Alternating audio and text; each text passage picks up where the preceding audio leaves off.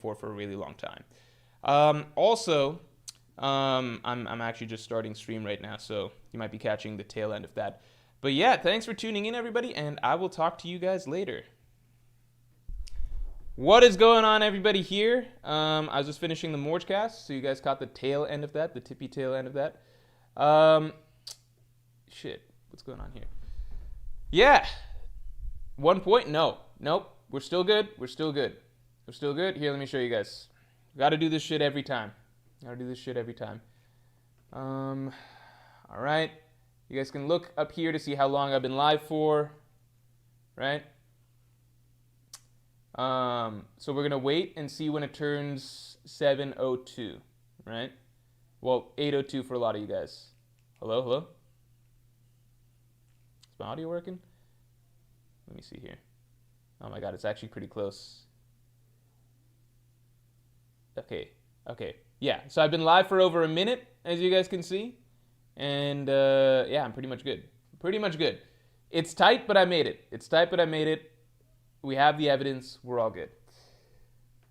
How are you guys doing today? Sorry, you caught me at the end of recording the Morgecast for the week. And I think this week's is a good one, because it covers a topic that is almost interesting enough that... I think it is interesting enough to make into a video, but I'm hesitant to make it into a full-ass video. Aether says, can we just add a rule to not sweat a single point? Just waste time wall. No, because we need to hold me accountable. Because as soon as we say that we're not going to sweat a single point, you know what I'm going to do? I'm going to be 2-3 minutes late after that. And I'll just be like, guys, it's just a single point.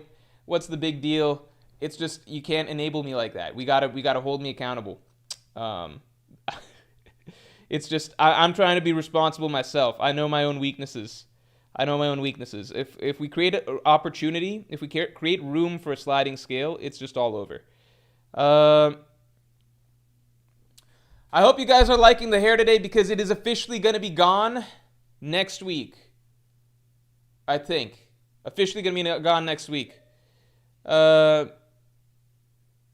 said commoners hockey. Kids commoners hockey isn't doing anything, doing nothing. Commoners hockey, that's actually really fucking funny. Here, I gotta upload this shit. Hold on. We talked about this earlier. Do we want to do a Conqueror's hockey ranking tier list or whatever? I said no, because I was just like, I feel like that'll be too contentious. But then we got this whole Sanji Conqueror's hockey situation, and it's just like, fuck it. You know what? Why not? You know? Why not? Let's just do it. Let's just do it. He's not gonna mind. You know, Sanji will be okay if he gets it or not. Because I do think that I do think that that Sanji, whether he gets it or not, fuck, this fucking hair gets so fucking tangled. Yeah, I think with Sanji right now, I went back over and looked at it with the Viz translations and everything. I feel like there's a solid chance he doesn't get it because his reaction doesn't seem like the way Gabon. I'm still 50-50, but a lot of people are saying that like the reaction and everything and the reason Oda off-screened it means that Sanji is getting Conqueror's hockey. But I don't know if I view it necessarily that way. I feel like the fact that Gabon can sense Zoro's but can't sense Sanji is odd. Although Gabon says that Zoro's at ease with it, I don't know. I'd say it's still up in the air. I'd say it's still up in the air. Because like Sanji even asks Gabon like, do I have it or not first up, and Gabon ignores him, which I think is a weird response if the answer is just yes, you have it, you know? Does Gabon like semi-sense it in him or something like that?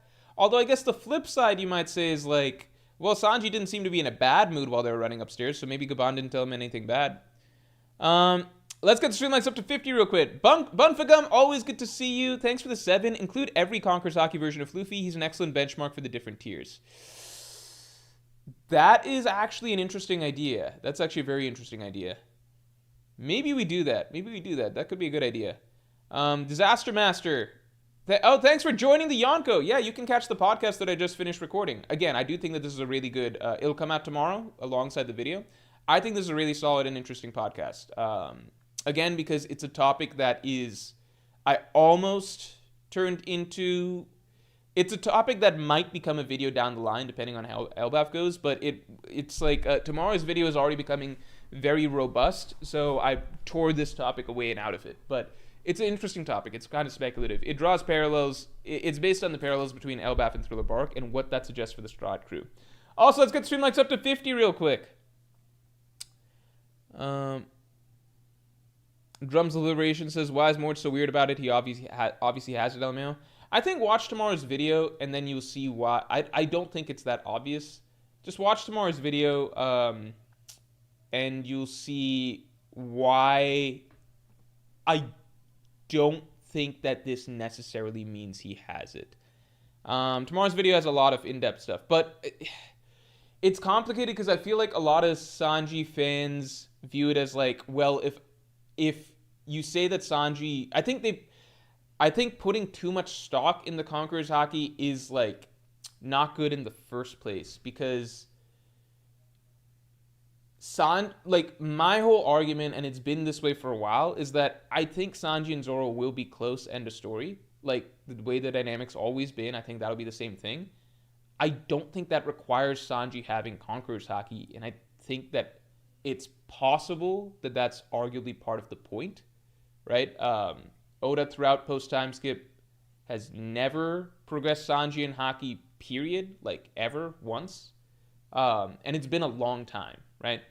Oda seems to almost go out of his way to not give Sanji much in terms of Haki. Like, even just the black coating. Like, basic, like, there's basic armament, and then, like, the slightly more focused version of armament, at least as far as our understanding is the black coating. Oda hasn't really visibly done that for Sanji in any of his fights either. So Oda's kind of done, like, nothing for Sanji in terms of Haki. It's a huge leap for that to then go to Sanji will become an advanced Conqueror's Haki user and a top-tier advanced Conqueror's Haki user. My feeling is that Oda's coming up with his own route for Sanji that's unique to him, which is the Germa enhancements, and then Sanji using that to then coming up with his own fighting style, which is like Ifrit Jambe, variations of that. I think Sanji fans might be hung up on like, well, you need Conqueror's Haki to become the strongest. I feel like Sanji's being written a different route, like a unique route that's kind of like unique to him that will get him there at the end anyway. So I don't think it ultimately matters that much for the character if he gets like, because at the end of the day, what do Sanji fans really want, right? They want him to be right up there with Luffy and Zoro in terms of strength at the end of the day, right? That's it. I'm not debating that or disputing that. I definitely think that that is going to be the case because it's just been played up too much over the course of the story and it's being talked about a lot this arc, right? I think no matter what, Sanji's going to be there. My thought is just that it seems like it's very possible that Oda's coming up with a unique route for Sanji to get there without having to give him Conqueror's Haki if Oda doesn't feel like Conqueror's Haki fits the character. Does that make sense? So watch tomorrow's video and see if it makes more sense there. But I think people take it as like, if you say Sanji doesn't have Conqueror's Haki, then you think he's going to be way behind Luffy and Zoro. No, like, Sanji doesn't have Conqueror's Haki right now, and right now, I don't think he's far behind Zoro. Does that make sense? Even though Zoro has it and Sanji doesn't. So I think that that dynamic will remain the same regardless of whether or not Sanji has Conqueror's Haki. I think it's important not to get too caught up on like, well, Sanji has to have it to keep up. Does that make sense? Let's get the stream likes up to 50 real quick. Oh, Faithful, thanks for being a Yonko to your member for 25 months. Hey, Morge, any general tips on making a short film 5 to 15 minutes? Plot about facing the modern fast-paced way of living in big cities. My first project. I don't have any good tips on short film. Oh, no, I mean, I do, but in terms of, like, short films, the ones that I've seen, because, like, I do watch short films, but, like, only ones that come up on YouTube and things like that. You can get really out there and creative and abstract with them. I don't know what you're trying to make, right? The short films that I've seen, because it's harder to tell, like, really good, strong stories, like, either you have to tell, like, a tight story in the span of 5 to 15 minutes or whatever, or you go abstract with it and show something, like, really out there, kind of bizarre in a sense. Those are the type of short films I've seen, but I'm not a huge short film viewer, right? I see some when I watch them on YouTube or whatever. That's pretty much it. That's all I got for you. So like you kind of got to pick the lane. Like, are you trying to tell a tight story, or are you trying to give like a more interesting out there experience? That's all I got for you. But good luck. Good luck. One of the reasons that the editor of my channel, I told you, like, we go way back, and we used to do promotional videos for small businesses and stuff, but we would also do like small comedy sketch things ourselves, right, for fun. And then the thing that, as we were exiting college, the thing that made us be like, we should definitely go into try and make our own business doing promotional videos, was we won our campus's short film competition, which was like $1,500. So that was like a big deal. And we beat out the film students and stuff too, even though we weren't film students, and we'd just been doing this for fun, basically. Although I guess that's not fair, because we'd been doing short promotional videos and stuff for small businesses and doing our own sketch things. So we had a lot of practice. Maybe we had more practice than the film people. We just didn't have like the schooling that they did. But that was a big thing. So, but the way we did that short film was comedy. So I don't have a good answer for you in terms of what you're trying to do. Also, let's get the stream likes up to 50 real quick. Reverse 6K. Thanks for being a Yonko tier member for 4 months. I think Luffy will learn the Wi-Fi Haki Shanks used versus Green Bull and Wano. Shanks turned off Green Bull's fruit, so it's quite similar to turning off God's Knight's regen. But that's not what Gaban did, right? So I feel like it's something different. I'm back on like the permanent infusion thing. I'm back on the idea that like you can just force your Conqueror's Haki to stay wherever you're exuding it. Because Gaban didn't really do that, right? That's my thought process. Gaban didn't do that, and he turned off Somers' regeneration. Reverend, thank you for the 20. 3-part question. 1. Is it possible Rox is an Oni like Kaido, hence being a Will of D from the Oni clan? I don't think so, because I think we haven't seen Rox have horns like that. 2. Does Rox accept Odin on the crew at the strength he met Whitebeard? Yeah, for sure. Because it's not like Rox had, like, all-star... Like, if you look at the crew as a whole, it was pretty ridiculous in terms of strength. But it's not like everybody was an absolute star player. Like Kaido... Whitebeard was supposedly very close to his prime. I think I read somewhere that he hit his prime a couple years later. Big Mom probably close to her prime. But, like, look at Kaido. Kaido was... teenager. I wouldn't be surprised if you took Odin at the time that he... We already know that Odin and Kaido, both of them at the time of Wano, like the Wano storyline. At the time that they had their duel, right? We both know... we know that at that point, Odin was as strong as Kaido, if not strong, right? At least as strong, right? So you're asking... that then with God Valley, right, like that's going back way further, right? So way, way, way further versus like at the time that Odin met Roger, that's just like a few years back. Like, or no, not a few. I'm fucking mixing up my timelines. We know that, okay, no. Odin at the time, we just know that Odin at the time that he fought Whitebeard was after Kaido joined Roger's crew, right? And we know that Odin and Kaido, by the time they had their duel, were at least equals, if not Odin being stronger, right? So basically, I imagine that Odin at the time that he met Whitebeard was stronger than Kaido was when he was like a teenager joining Rox's crew. You see what I'm saying? And if you don't agree with that, I mean, I'm sure there's other characters. Like, I'm sure that fucking Stussy, right? I imagine Odin was stronger than Stussy because we've seen Prime Stussy, right? Or Bakin, right? Buckingham Stussy, right? We've seen her in her prime because she's in her prime right now, and she's not as strong as, like, she says she's not as strong as Lucci, you know? So definitely, I think Odin would be a prime candidate for joining Rox's crew.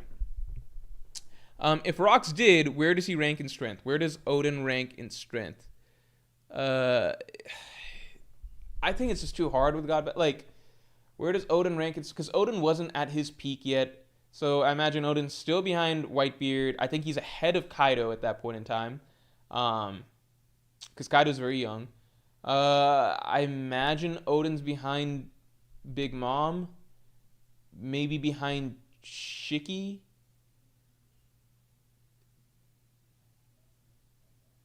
So maybe it's something like Rock. Whitebeard seemed like the number two of that group, just based on the way the other group members talked to him, based on the fact that like Whitebeard seems to issue orders for Rocks in multiple situations. Like he's the one who told I think Kaido to come join the crew or something.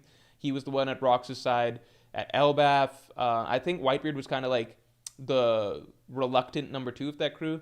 I imagine Big Mom's 3, Shiki's 4, Kaido is young, so maybe a couple slots down. So maybe Odin would be somewhere in that top 5 range. But I might be underestimating like some of the other members there.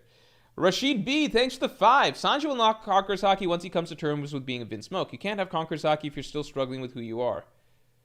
I don't know. I disagree with that because like Ace got Conqueror's Haki and he rejected being Roger's son all the way to the grave, you know? And I think Ace had a lot of issues. And Ace got Conqueror's Haki when he was like 10 or some shit, you know?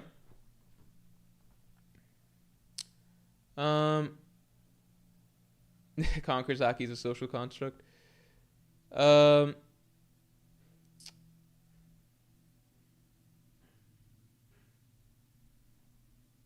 Oh, ABD Sid's here. Sorry, I didn't realize you're not a mod. Let me make you a mod real quick, man.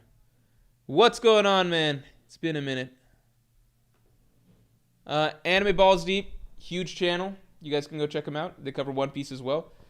And ABD Sid is somebody I know in real life, and I've met a few times in real life. Coincidentally, we were in the same city, and we just ran into each other. Anyway, continuing on. Oh, wait, I should read your comments. Hold on. Let me read your comment. If the only way to harm the soldiers of the main antagonist and his minions is to use Conqueror's Haki, how can Sanji be the wing of the Pirate King and not have it? He has to have it to fight the God's Knights. I don't know if that's going to be the only way to do it. So that's my only thing. I don't know if that's going to be the only way to do it because I do also personally believe that there will be other characters who have to fight the God's Knights that are not going to necessarily be Conqueror's Haki users. So I feel like there's going to be matchups that I feel like there's going to be ways to do it. Like, so for example, if we go back to like Wano, right? There was a point where it seemed to have been established that the only way to damage Kaido and Big Mom was Ryo, right? Like next level, you needed to have advanced armament Haki. And then as the battle went on, it was like, okay, and to do it even better, you need advanced Conqueror's Haki, right? So that was what was kind of established early on. And that was what we kind of got the messaging around over the course of the arc. Like, Luffy's working on advanced armament. That's the only way to damage Kaido. How do you damage Kaido? You can only do it with the advanced Haki, right?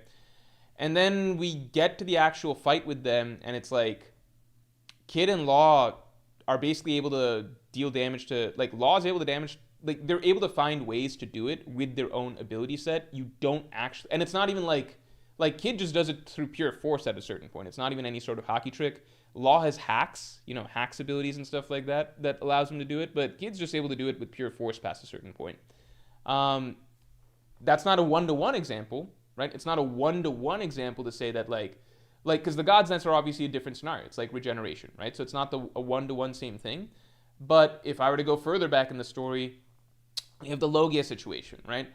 As far as we know now, the way you harm Logias is with Haki, right? You can't damage them without Haki, but as we learned over the course of pre-time skip, every Logia, there is actually a method to damage them without Haki. You just need to figure out what that is. Again, these are not one-to-one situations with the regeneration, but my point is basically that, like, just because we're told something early on, like, Gaban never even says that, like, Conqueror's Haki is the only way to damage them, right? Like, when Luffy first damaged Crocodile with water, a lot of us assumed, okay, water's the only way to damage Crocodile, but as we went on, like, I guess this is a reverse situation where then we learned that you can do it with Haki, right? Kaido, Big Mom, flip it back, where it's like, okay, you can only damage these characters with advanced Haki, but turns out, no, you can damage them other ways. Right now with the regeneration, it seems like we can only damage them or cut off the regeneration with advanced Conqueror's Haki, but we don't know, right? Like, this is just, we've seen this so many times in One Piece before that I'm not going to jump to just because Gaban is saying that Conqueror's Haki is how Luffy should do it, because Luffy has the tool already to do it. that doesn't necessarily mean that's the only way that these characters are going to be able to be dealt with in the future. That's my thought, but I guess we'll just, we'll wait and see. Where are we going? Rashid B, we covered we covered that. Behenort, thanks a lot. I'm trying to save up, so I had to cancel my membership. That's all good, man. Or, sorry to misgender, but that's all good, Behenort, but I might be back eventually. Hope that's okay. Anyway, I'm rereading a Dandadan arc from upcoming season, and not gonna lie, Dandadan cast might be straw at level. Also, I just say man because that's just, most of my contributors are man, so then that's like a thing that just rolls off the tongue. I'm sorry, Behenort. Rereading a Dandadan arc coming from upcoming season, and not gonna lie, Dandadan cast might be straw at level. What I like about Dandadan so far, I'm very excited. Like, I do want to watch the Dandadan episodes. I've not watched them just yet. My girlfriend and I are trying to decide, like, do we want to watch the movie or do we want to just, like, do it episode by episode? We don't know yet. What I like about the Dandadan cast is that so far it's been very tight. I don't know how much it expands over time, but, like, it's a very tight, like, cast of 4 so far, and then the granny, and then the cat, and I like all of those characters so far. Maybe not that pink-haired girl. Maybe not that pink-haired girl. But I guess we'll wait some more and see. And I wonder how much the cast balloons to, but I think that there's a ton of potential for all of those characters, and I think, like, the two main leads, Momo and Okarun, are phenomenal characters. And they've off the charts chemistry, I think. Their dynamic is a lot of fun to watch. And lastly, Benhort, no worries whatsoever about canceling your membership. I appreciate the long time support, and hopefully you're still a mainstay in the chats and streams and everything like that. I really, really do appreciate it. Don't worry about it, and thank you very, very much for the long time support, of course. Please stick around in chats and streams. Obviously, it's just good. You will always remain a mod and everything like that in this chat. So please feel free to you've supported enough. Like, please trust me, you've supported enough. I really appreciate it. Isis1155, thanks for being a Yonko tier member for 21 months. Morge Chuan, Cross Guild / Mihawk versus Blackbeard on the way. What do I have to do for a Morge plush? Morge plushes are unfortunately no longer on the market, but I appreciate the enthusiasm. Finally, Shanks losing God's Knight's arm to Sea King means Luffy saved him first. I see so many people talking about that. Okay, let's go watch how the scene plays out. I just think it's just trying to create a Goda moment out of something that's just, I don't know, retroactively fitting some. I don't think the scene is any deeper with Luffy. If anything, for me right now, the scene loses meaning.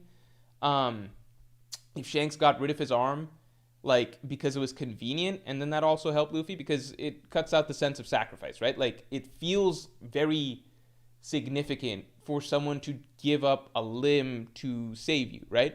But if it turns out that that was like some sort of cursed limb or some shit that they wanted to get rid of anyway, then it's not really a sacrifice anymore, right?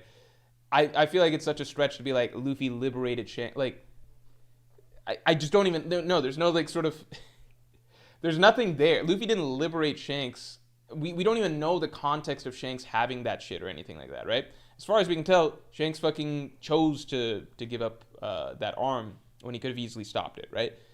We need to understand why Shanks didn't get rid of the arm earlier, if the arm actually did have some sort of significance to him, right? Maybe it was a very useful tool or something, or gave him some powers. In that case, giving it up to save Luffy is a lot more meaningful. Then it actually gains meaning, right? If Shanks' arm was something that he wanted to keep and was very important to him. But until we find that out, I don't know, we just gotta wait and see. Cross Guild / Mihawk versus Blackbeard on the way. I think that it's, to me, Cross Guild's direction is taking on the Marines. That's where I'm at right now. I think Cross Guild is taking on the Marines because the Marines and the Cross Guild, that's kind of the conflict that's been played up as of late, which is Cross Guild's put bounties on the Marines. Cross Guild's filled with Marine haters like Mihawk, Crocodile and such. And the Marines, like last we saw, Sengoku was talking about how we have to take down Cross Guild. And lastly, the Weevil plotline is very, very interesting to me because Weevil, as far as we know, has currently been captured by the Marines, and Weevil would perfectly fit in with Cross Guild as another Shichibukai to add to their roster and help them actually flesh out a full-fledged Yonko crew. I have a theory video on Cross Guild that I want to drop soon that I think is a pretty fun theory. So we'll get to that. We'll get to that soon. Their future, basically, their immediate future. Let's get the stream likes up to 100 real quick, because we're almost there. Demonio Floor, thanks for the 5. If Sanji doesn't have Conqueror's Haki, I would struggle to understand why Oda decided to give it to Kaban. Could have given him flaming axes like Shanks in Film Red. My simple thought is that for almost all fighters, right, there's like to get to the top level, the standard toolkit is basically Haki, right? So you need the, like, for Gaban to be considered, like, Oda's not going to... Sanji is a character that Oda dedicated, like, an 80-something plus chapter arc to, plus really a lot of Wano to basically, like, fleshing out the whole concept of Sanji as this warrior of science, right? Like, the whole exoskeleton thing, raid suit, eyebrow turning, Ifrit Janbe, like, Oda did a lot of stuff to basically explain why Sanji can be as strong as he is, despite having, like, very basic Haki, right? Gaban is a character that we're going to, like, introduce to the story. We're not going to be spending a ton of time with him, right? The simplest way to write the character is just, like, it's the easy method of writing these old school legends. Roger, Rayleigh, Gaban, they're all just really good at Haki, right? That's it. Like, you don't need to do a lot of explaining and thinking up of, like, a very specific concoction of powers or something like that. I imagine Roger, Rayleigh, Gaban can all do Advanced Conqueror's Haki, can all do Future Sight, all know, like, all of the Rio tricks and everything like that. Like, that's their thing. So it's simple ease of just establishing how strong this character is. He knows Future Sight. He knows Advanced Conqueror's Haki. In fact, he knows the specific method of Advanced Conqueror's Haki that can damage the God's Knights, right? And it helps play into Luffy's situation, giving Luffy the tip that he needs to move forward, right? But that's not the same as, like, our modern day characters who are having their much more unique ability sets, if that makes sense. So, like, just because Oda's writing Sanji so far in the story as basically being, like, absolute basics in terms of Haki, but, like, the thing that Oda's building for him is this sort of science route, right? That doesn't mean Oda's going to concoct a whole ass science route to, or some sort of equivalent for the left hand of the previous Pirate King, right? Because that's just a lot of extra, it's a lot of extra effort for just something that's very basic, which is all that really matters is how strong the character is at the end of the day, and can they serve a plot purpose of telling Luffy how to use Conqueror's Haki better, right? That doesn't really have a bearing on, like, well, then Sanji needs to have those same abilities as well. All that matters for Sanji is, does he maintain the Monster Trio dynamic and remain as strong as Luffy and Zoro, which I think will happen regardless. I just don't... For me, I think that I might be somewhat biased because Oda's done so much over time to avoid giving Sanji any sort of Haki boosts and instead played up this whole science gimmick or whatever. To me, Oda did all of this bending over backwards to try and think of, like, an alternative route to Sanji because Oda didn't want to give Sanji Conqueror's Haki because it didn't fit the character. So Oda came up with this whole additional route that's purely unique to Sanji to come up with stuff for him, right? So that was what it seemed like to me. For a long time, I was expecting Sanji to get some level of, like, Haki improvements in Whole Cake. Okay, that didn't happen. Okay, some level of Haki improvements in Wano. Okay, that didn't happen. Like, we're in the final saga, and it's like, it just seems to me like Oda doesn't want to do anything Haki-wise with this character. Otherwise, he would have done it already. Like, some level of progression, right? Even if it's not Conqueror's Haki. Like, there's no need to do this whole exoskeleton route and all of that stuff if you're just going to be improving the character with Haki regardless, right? That was what it felt like to me.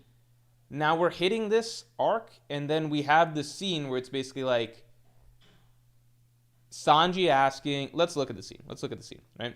Let's look at the scene. Because some people are interpreting it as, like, this is so obvious that he's going to have it. And then the flip side is kind of like, is it so obvious? Or if it was obvious, then, like, why is it written in a manner that it seems like it would be...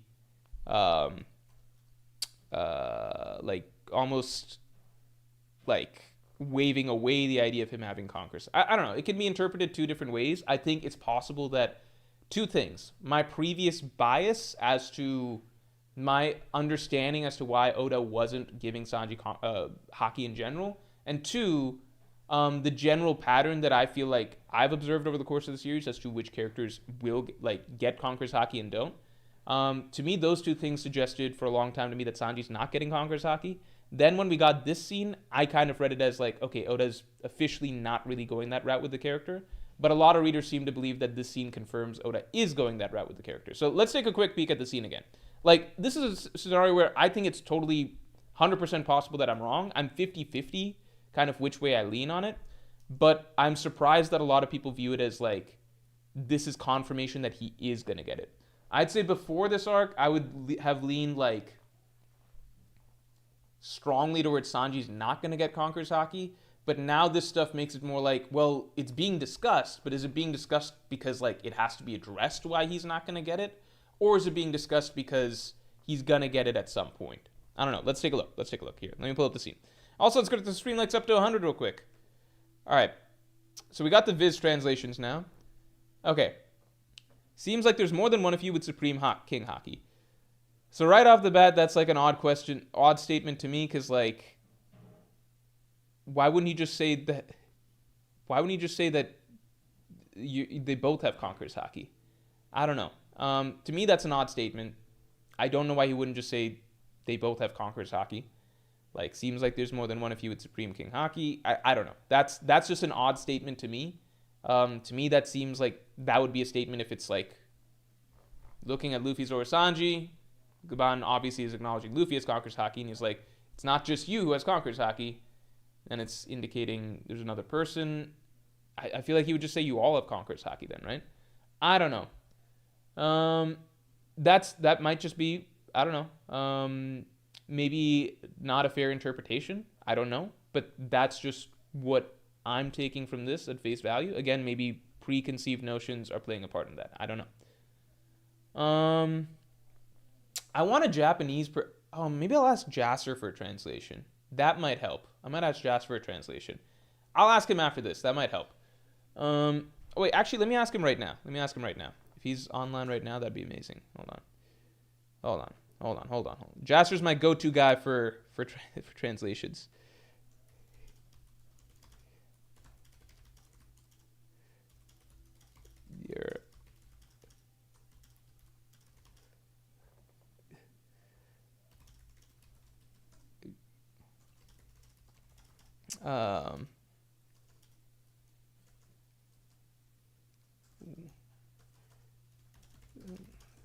What does the Sanji Conqueror's Haki discussion imply in Japanese?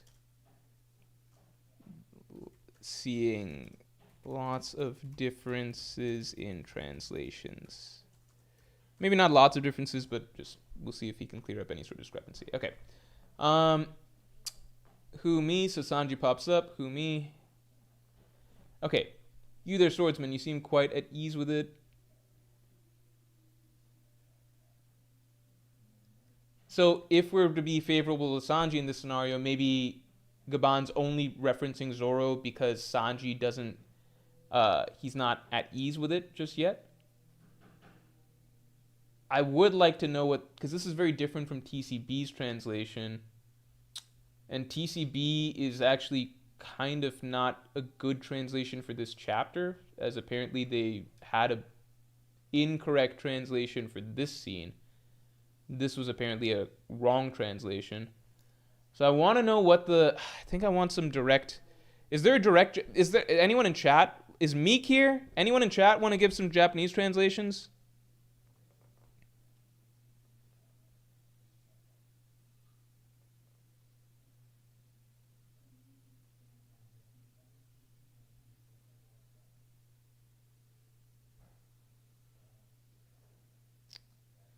Pururin says, isn't Luffy there too? So when he says more than one of you, it's in context of Luffy having it? Yeah, I mean, that's my interpretation of it.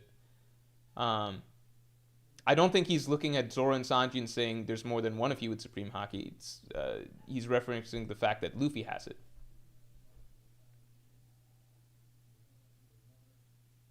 TCB is correct. Viz was wrong about... I know Viz was wrong about the Luffy one, but I'm talking about... we're talking about the Sanji situation here, right?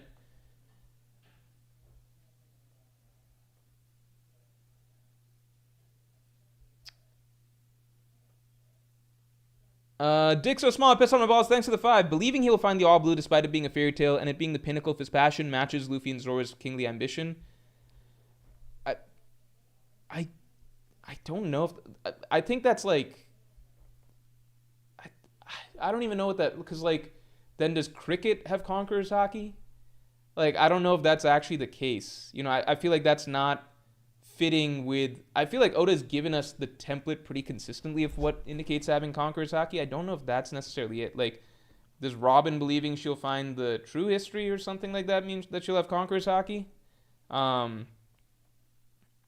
Also, the All Blue is not really the pinnacle of Sanji's passion. I think it's rare that in character we see him actually like. It's rare that that the All Blue comes to the forefront of his discussion. I don't know. I think in 1,000-something chapters, 1,100 chapters, it's mentioned in Baratier, obviously, and then once as a gag. Technically, in chapter 100, when all the Strats mention their dreams, and then once as a gag when he talks about the mermaids being his All Blue, which, if anything, devalues that passion a little bit. But either way, I don't know if that's like. I think I think out of all the reasons for Sanji to have Conqueror's Haki, because I do believe there are some. I believe that there are some solid reasons, and I talk about that in tomorrow's video. The All Blue passion is actually the reverse. It goes against it. It's almost the thing that doesn't fit him having Conqueror's Haki, because if you go back, like that's actually Sanji's the thing that holds him back, which is that he needed to actually learn to have the conviction to follow his dreams and his ambitions, whereas for Luffy and Zoro, that's inherent, right? So the key thing is, like, if you go back to Baratier, Zoro is, like, putting his life on the line for his dream and saying that I refuse to, like, even live a second longer if I'm not going to be the world's strongest swordsman, even with a sword, like, a knife piercing his heart. Sanji's downright confused about it. Like, that's not just, like, a throwaway moment. That is the defining difference between Zoro and Sanji's character, right? Sanji's like, why are you doing this? Just throw away your ambition. It's not that big of a deal, right? And a lot of Baratie is Sanji learning that he actually needs to start chasing after that dream and ambition, because that's what Zeph would have wanted for him. But Sanji's not defined by the All Blue the way that Luffy and Zoro are defined by their dreams. That's the point of the distinction between those characters that's highlighted in the arc, right? For them, that's intrinsic. Like, that's just part of who they are. For him, that's something that he needs to learn to start to pursue. That being said, there are other reasons, like character moments and character qualities, that do suggest Sanji could be a Conqueror's Haki user, but his dream is actually the other end of the spectrum of that. Like, that's actually something that's almost, if we go by how dedicated you are to your dream or ambition, that's a big dock against Sanji. But I don't think that's the biggest qualifier for Conqueror's Haki, so I think it's irrelevant. Does that make sense? Like, I'm not saying that it's Sanji needs to believe in All Blue a lot, or like be solely driven by All Blue or something like that to have Conqueror's Haki. I'm not saying that. I think that that's irrelevant to the conversation. But I think if you're trying to argue that Sanji wants the All Blue, therefore he has Conqueror's Haki, I think that makes no sense, because it doesn't mirror what we've seen of other characters who have legitimately like those type of ambitions. Javon Johnson, thanks for being a Pirate King tier member for 14 months. Yo, Morge, do you think we get the God Valley flashbacks this arc? Also, chat, read Ichi the Witch. It's so peak and genuinely gives early One Piece vibes. I know you're not going to read it, Morge, lol. Oh, God damn it. Are we at a point where you guys give, like, reading recommendations to everybody except me because you just know that it's not going to happen? I guess I brought that upon myself. Also, let's get the stream likes up to 100 real quick. Let's get the stream likes up to 100. Okay, do we have... are there any Japanese translators here?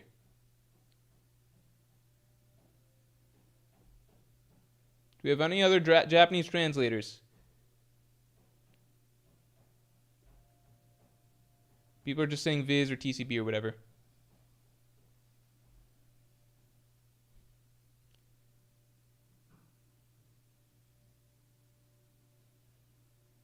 Okay. All right. Continuing on. Will we get the God Valley flashback this arc? I'm beginning to think it's possible.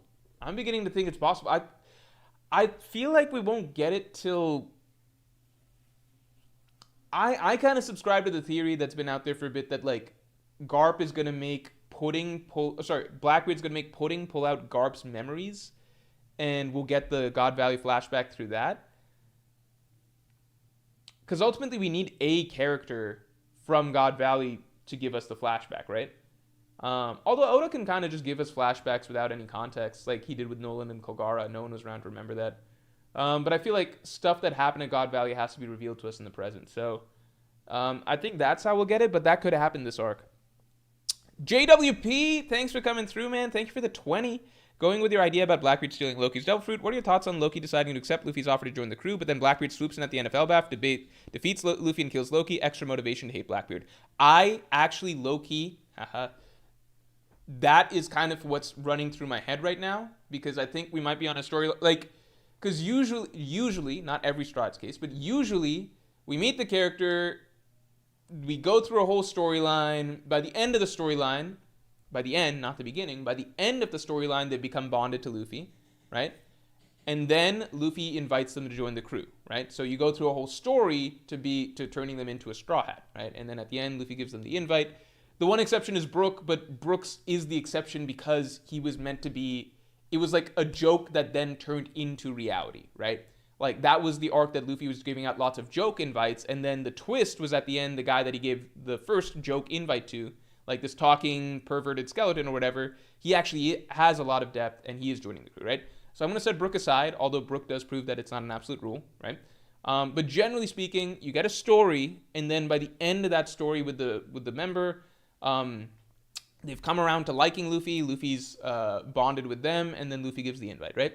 Here, Luffy's giving the invite very early, Loki's rejecting it. I wouldn't be surprised if, as the story progresses, Loki comes around to accepting the invite, right? And then the tragedy that hits is Blackbeard swooping in, killing Loki and stealing the fruit. Perfect setup, and it would feel the closest thing that we'll ever get to a Straw Hat dying and at the hands of Blackbeard, right? Because the next closest thing that we could get would be like like I've speculated in the past that maybe Usopp dies. At this point in the story, I think it's just so fucking unlikely. Like, I can't imagine Oda doing that to, it would just be insane. I can't imagine that. So I'm gonna leave that theory's, if it happens, I don't even know if I want it to happen anymore. We're so close to the end of the story. I'm like, man, don't kill Usopp, man. I don't know. But if Oda sets it up such that Loki essentially becomes a Straw Hat by the end of the arc, and then Loki is killed, I think that's the best Oda could do in terms of killing a Straw Hat, actually. So I am on board that train. The GOAT, thanks for the 8. This moment echoes Judge telling Sanji he wasn't born special. Conqueror's Haki isn't confirmed, but whatever happens, the writing is going to be peak. I don't know. Yeah, maybe. Okay, like, let me see if Jasper's got anything for me. No, fortunately not. Anybody in chat got any specific... I would hate that just because Loki's becoming a fan favorite, but I guess that would make the Blackbeard hate stocks go up. Yeah, I think... Because Oda's got it. I think Oda... Blackbeard killing Shanks, I think most people take as a given, so that's very likely. Blackbeard killing anybody else would just be making it extra juicy. You know what I mean? Like, because he's already semi-responsible for the death of Ace. Semi-responsible for the death of Ace. Then killing Luffy's father figure, Shanks, would be huge. And then killing one of Luffy's crew would just be... It would be like... The Luffy versus Blackbeard fight would be so filled with hate. And I think it would be a fight that we can guarantee Luffy won't be laughing and giggling, which is, while I love the Gear 5 stuff, and I love all of that in general, there's some scenarios I wouldn't want to see that. Behanort, thanks a lot. I'm praising Dandadan Cast so much because they genuinely remind me of Straw Hat-esque Found Family. I'd pay so much for just a... slice of life hangout arc for both series. Yeah, you know what's funny is that, like, the Straw Hat crew, I think that's one of the things I haven't enjoyed about post time skip as much in general, that I've been very vocal about, which is like, it's not just that we don't get, one thing I've been vocal about is that it's not as focused on the Straw Hats, right? But it's not just that it's not as focused on the Straw Hats, it splits up the crew so much and like spreads them around so much. Even in arcs that they're all together, they're usually sent off in pairs to do things with other side characters. I love just seeing the Straw Hats interact and together, right? And we get very, very little of that nowadays. And just the general feeling of like bringing together a cast of characters, like oddballs, misfits into a found family sort of group that's very tight and has each other's and backs, and like you get to see the bonds forming between each of them, and then you get, you know, multiple arcs where like you see them all grow together, and you see them like in these big fights where they're all getting a matchup and everything like that, and that's continuing on over the course of the story. There's two series that are actually generally not considered that great in terms of manga or whatever, but that I really enjoy because they gave me the same feelings that the Straw Hats did. One is the Black Bulls in Black Clover.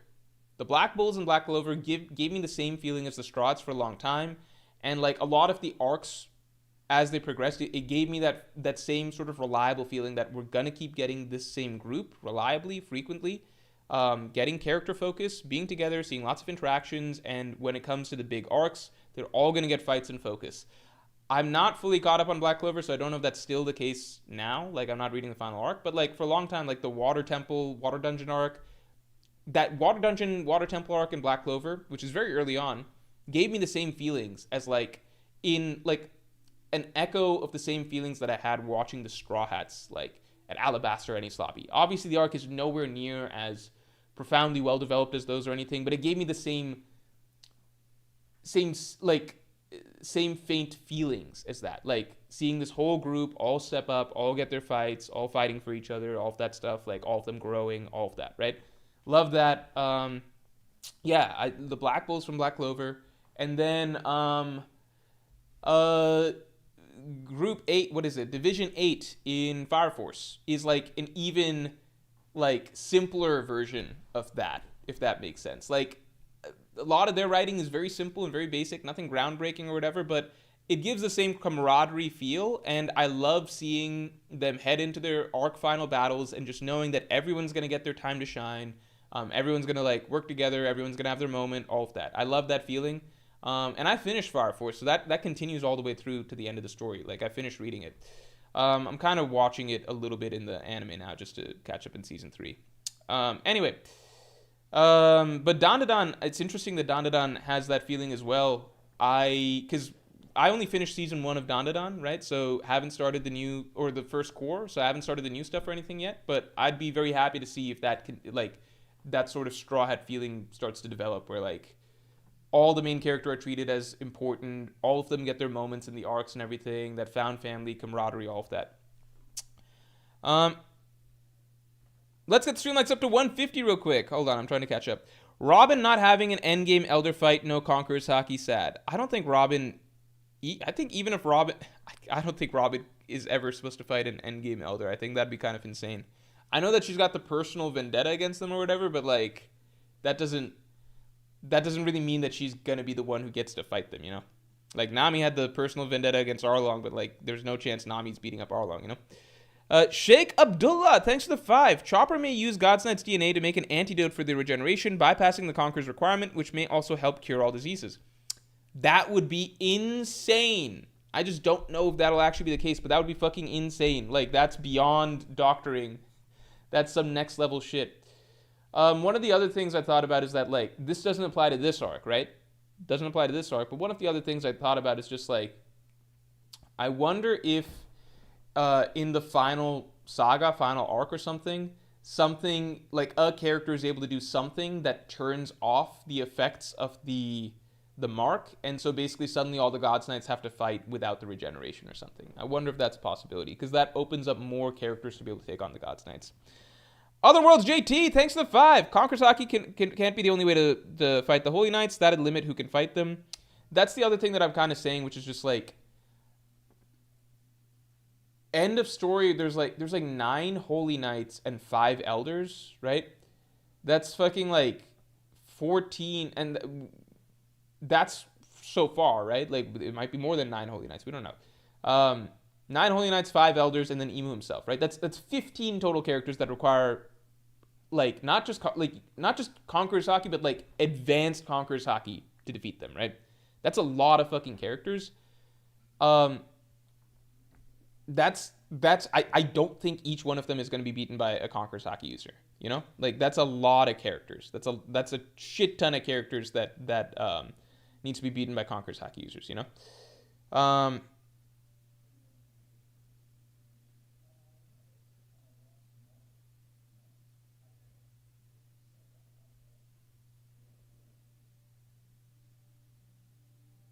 Vinny, thanks for the 5. Hi, Morge. Why does Oda link Emu to the demon and the Strauss also as devils for Luffy? Is there a thematic reason to show similarity, not contrast? Emu to the demon and the Strauss also as devils for Luffy? The Strauss as devils for Luffy. I don't know what that means exactly. Link Emu to the demon and the Strauss as devils for Luffy. Is there a thematic reason to show similarity, not contrast? I don't know what that means. Strauss as devils for Luffy. Does Oda link Emu to the Strauss as devils as to Luffy? I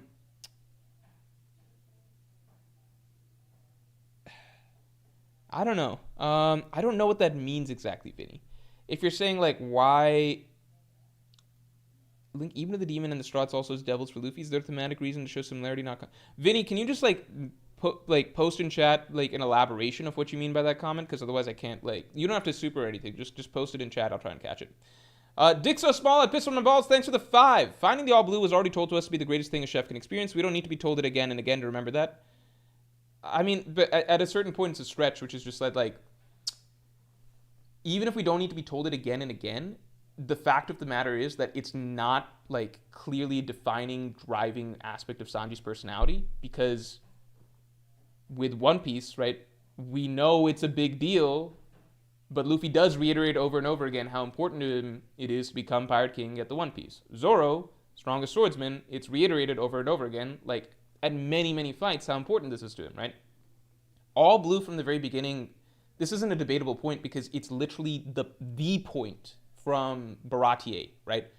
Sanji's reaction to Sanji's whole character conflict in the first place stemmed from the fact that like he doesn't really put his ambition first, and that's not something that he's like willing to die for or anything like that. He made that very clear over the course of the Mihawk fight. That's downright confusing to him, right? He had to watch, like, if you go reread Sanji's storyline throughout Baratier, like, a lot of it is, like, him getting lectured by Zeph, which is, like, you need to have the conviction that, like, Luffy's showing right now against Krieg, right? He didn't understand why Zoro had this sort of sense of conviction against Mihawk to fight and die for his ambition, right? Sanji had to be pushed out the door to chase after All Blue. And at no other point in the story is it implied that the All Blue is, like, the core defining aspect of Sanji's personality. There's a lot more to Sanji's personality and what drives him. There's a lot more. It's like, this isn't really debatable stuff. It's just like reading the story, right? What's the evidence in the story? The evidence in the story suggests the opposite. Again, there's other reasons you can give as to why Sanji could have Conqueror's Haki, other character traits he has, other values that he displays, other major moments of resolve and willpower and things like that. There's other stuff. All Blue does not fall into that category, like not by a long shot.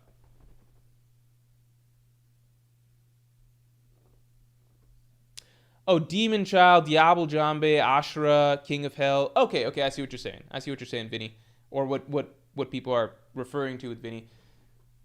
I think Oda but just treated as badass. Also, the flip side is kind of like, why is Robin called the Demon Child? Because like a lot about One Piece is labels, right? So like Emu and the Celestial Dragons position themselves as the gods of the world, right? But in actuality, they're the evil devils that rule the world, right? Same way, like, pirates, like, they're actually, like, Luffy and the Strauss, they're actually good guys, but they're labeled pirates, and then a lot of them are demonized, right, and ostracized for, like, what the gods of the world, quote-unquote gods, actually the devil, are trying to spin them as, right? So Robin's called Devil's Child because the world government is trying to, like, it's classic propaganda and labeling, right? But the fact that Oda has, like, a lot of the Strauss, like, just named under like demonic or devil stuff, right? One, partly I think it's just cool, but two, I think it's also just playing into the idea that like the heroes of the world can be represented by like this devil type stuff at the end of the day, because they are ultimately good characters, right? They are ultimately good people. It's the ones who are pretending to be the gods of the world that are actually the evil ones, that are actually like the satanic, evil, nasty beings, you know? Continuing on. Oh, we got a live stream joiner. Our first time, by the way, Nino Michelle in 5 minutes. So watch out for that. And that'll be a 10-minute stretch, and then we'll get into the tier list. Bonfagum, thanks for the 7. The benefit of Sanji getting Conqueror's Haki is that it ends the idea that it's innate, opens the door for Kobe and Sabo to get it. No, because I think it would still be innate. It's just people awaken it at different times, right? I don't think anything... I think it plays into... Oda's concept in the story has pretty consistently reflected the idea of like why Conqueror's Haki is innate, because like Oda likes the idea that some characters are just built different and have this sort of like spirit in them, right? And it's not something that like it's just a differentiator. Like that's something that Oda seems to like in the story. I think people get too caught up in the idea of like, oh, it's genetic, that's lame or whatever.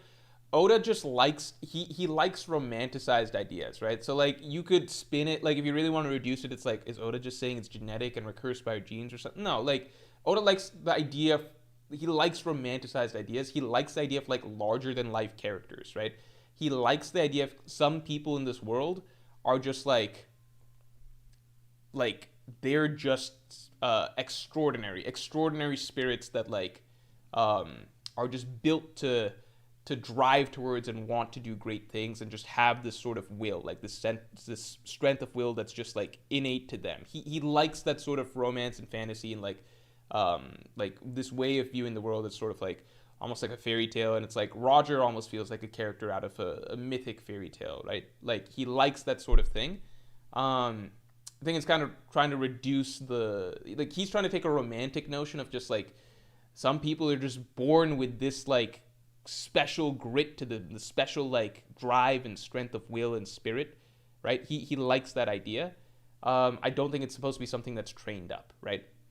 Because a lot of the characters like Luffy, Zoro, they're written as almost like symbols of a concept rather than an organic person, if that makes sense. They're almost written as like symbols of like an ideal, like representations of certain ideals, you know?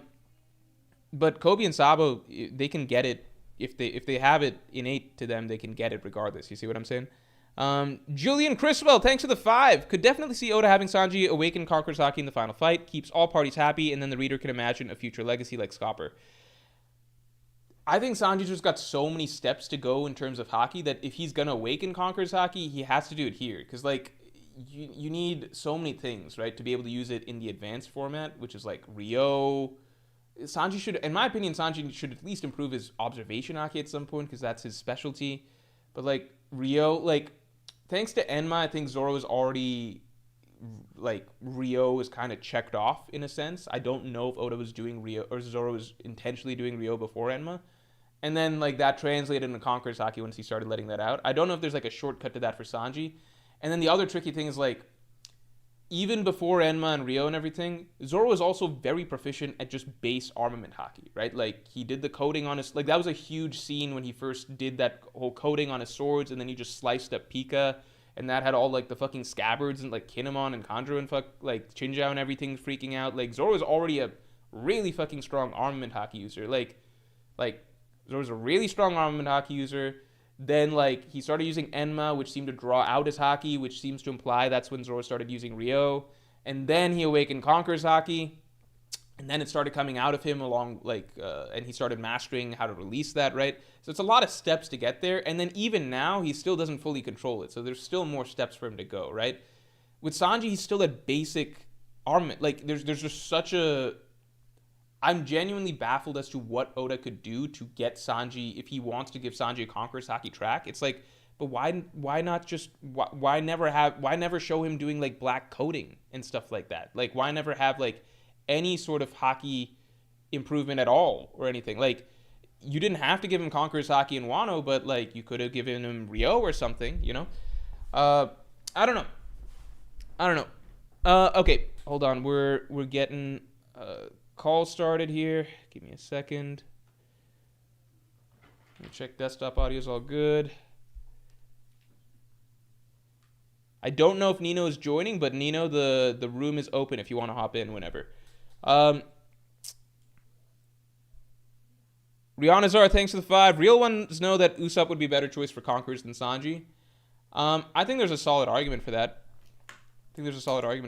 But I think if I put it this way, if Usopp is going to get Conqueror, if Usopp and Sanji are both going to get Conqueror's Haki, then Sanji better get it first. Because I think it'd be kind of ridiculous if Usopp gets it first, in that sense. But if Sanji's not meant to get Conqueror's Haki, then I imagine Usopp will get it very late in the game. All right. If I had to bet on one of them getting Conqueror's Haki and like gun to my head which one's more likely, I think I would say Usopp. But if they're both supposed to get it, then I think Sanji should get it first. Just for story flow. Like I think Usopp shouldn't get it to the very, very end, like to complete a story. Laniakia. Yeah, hey, give me a second. 1 second. Let me put my headphones in. Hold on. Let me move you over to the side too. All right, everybody, say hello to Laniakia. Wait, is that what I should call you? Yeah, that's okay, that's okay. My real name is Nino, but that doesn't really matter because I'm not here to introduce myself. I'm here to talk about something other. Yeah? Okay,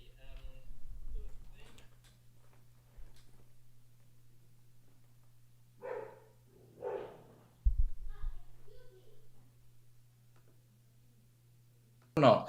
I'm so sorry. I had your desktop audio muted for chat, so let me just repeat that real quick. Okay. First of all, let's do introductions. Sorry, really quick, because that was a really good question. But just introductions real quick. Would you like me to call you Nino or Yeah, that's okay. That's okay. All right, everybody, welcome Nino, because this is your first time calling in. Thanks for the support, man. And before we get into it, do you have any socials or anything that you want to shout out, like Twitter, YouTube channel, or anything? Not really. All right. Well, not here for the fame. No, thanks for hopping in, man. Yeah, so can you repeat your question, please? Yeah, sure. Is there event pool in the known One Piece timeline that captures your interest? I have one too. I want to talk a little bit about mine later, but just is there something that comes to mind for you? Something that we have not yet gotten to see, is that right? Yeah, exactly.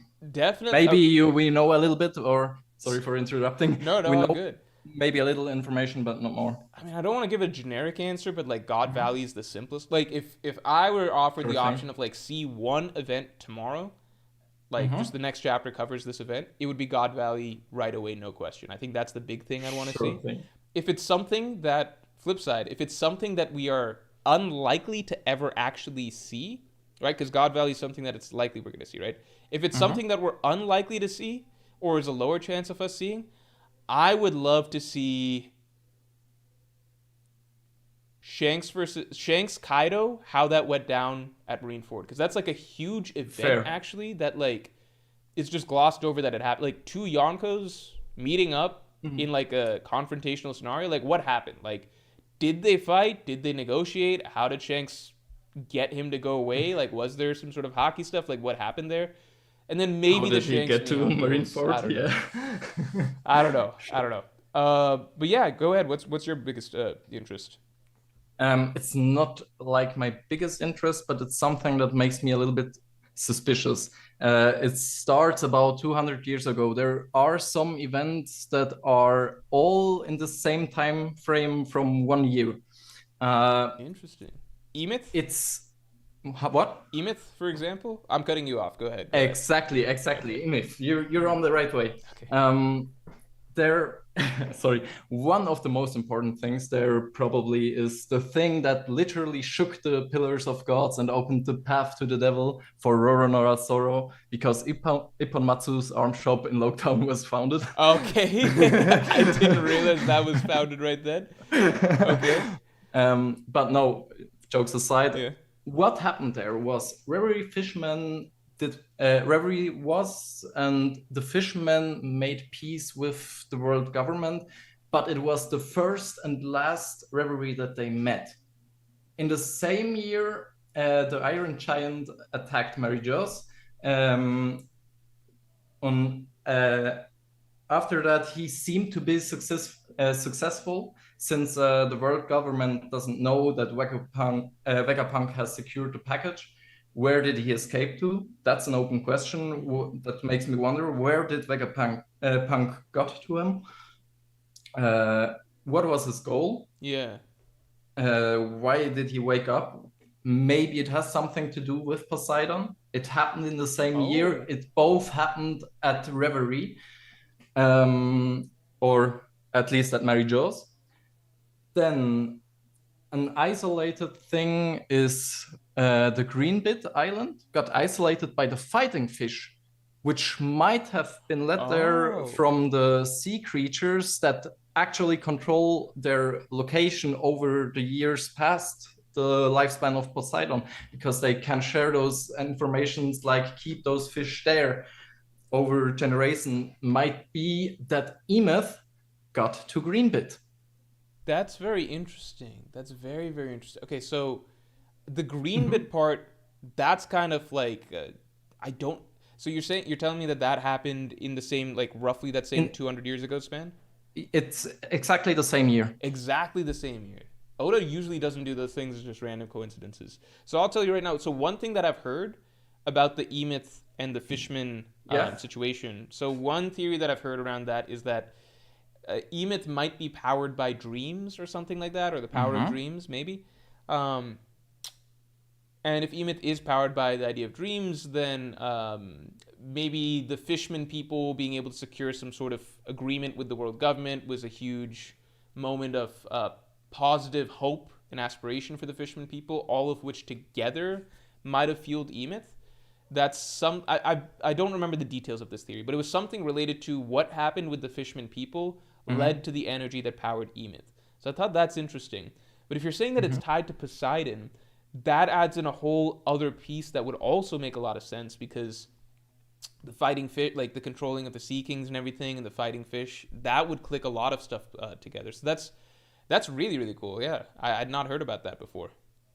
It's just something that came to mind. I checked the One Piece timeline a few days ago because I wanted something to talk about, Yeah. and this kind of stick out as showed up to me Mm. like something that seems so coincidental. Yeah. Everything in the same year. Uh, I don't I know. don't know. It's crazy because like if you think about it, Oda has right now, he's got like there's four major time periods that he needs to cover for us. So we need God Valley. So we Yeah, need God Valley. sure. We need to know what happened with that like the 200 years ago, that incident, Yeah. right? That's important. Then we need the Void Century War, so like Joy Boy's era and Emu, and then we Mhm. actually need the First World also, so like whatever the hell happened like Yeah. 1600 years ago or however long. And then so those are the four things we need. But then on top of that, for some reason, we're getting like 100 years ago with like Harold and everything like that. So there's even more Mhm. things that he's choosing to fit in. At this point, like it's just I don't know how much of the last 800 years or like 1600 years, like how much did he plan from the start, and how much is things that he's coming up with to fill the gaps in between. But it is really insane that like we're this deep in the story and there's still like at least four major periods of history that we need to hit to understand like the ending of One Piece too. Yeah, that's exactly right. I'm really interested about that, how this is going to happen and play out, and what we do get to see and whatnot. Um, and one last thing before my 10 minutes are up. Yeah. Um, I also I want to ask was you on the current topic too, but like no rush on that real quick. But yeah, okay. go ahead. Sorry.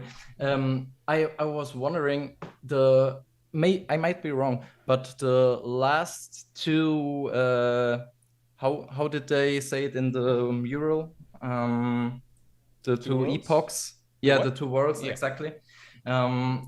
They both had a void century of 100 years, right? I don't know if it said they both had 100 years. I don't think it gave the time frame, but I might be wrong. Hmm. Yeah. Because if that would be the case, it would be interesting to observe the 100 years prior to Luffy's story until he gets to King of the Pirates status, because th that sort of would reflect those 100 years, maybe. But Hmm. I don't know. There is already a theory with the looping timeline and Norse mythology and stuff like that.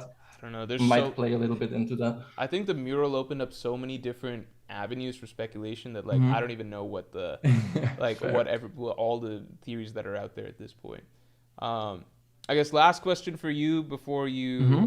hop off, and thanks a lot for coming on it. Like jumping up in front of a lot of people is like obviously Oh, no problem. not for the first time. Yeah, what's your take on the Sanji Conquers Haki thing? Think he's got it or no? I think it might be possible that Skopagaban didn't confront Sanji because Sanji is really showing that he doesn't know and he doesn't have any idea.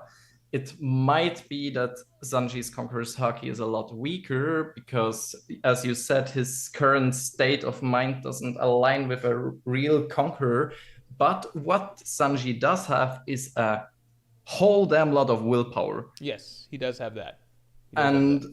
And that's like one of the most important features for conquerors, if I'm not definitely wrong, because you have to impose your will onto others. So it might be he didn't engage with Sanji and was more annoyed with Zoro because Zoro obviously didn't have any idea but didn't even care to say anything. Yeah. And he's the second mate unofficially. Mm-hmm. So I'm unsure, but I would be open for it, I'd say. It's another 50-50. All right, I guess we'll see. We'll see. But I'm We'll glad see. that it's being discussed and it's not just something that like Oda's going to sweep under the table if like, Yeah. you know, like, it's important in the story. All or right, he might even not show it in the anime. Okay, all right, that jump off. Right, Sorry for no, wasting no, for 2 sure. No, minutes I more. asked the extra question. I was just curious. But thanks a lot for hopping in, and everybody shouts in the chat for Nino for coming through. And yeah, Have a great one. thank you. Goodbye. We'll talk to you later. Thanks for the support. No problem. Right. 1 second. Oh, come on. What's happening here? Okay. All right. We were still on this. You've ended the meeting. Yada, yada. We're still on this. Here. Let me catch up on supers real quick. Sorry about that. Let me catch up on supers. I know I was behind on supers before I hopped on the call. But yeah, shouts in the chat for Nino.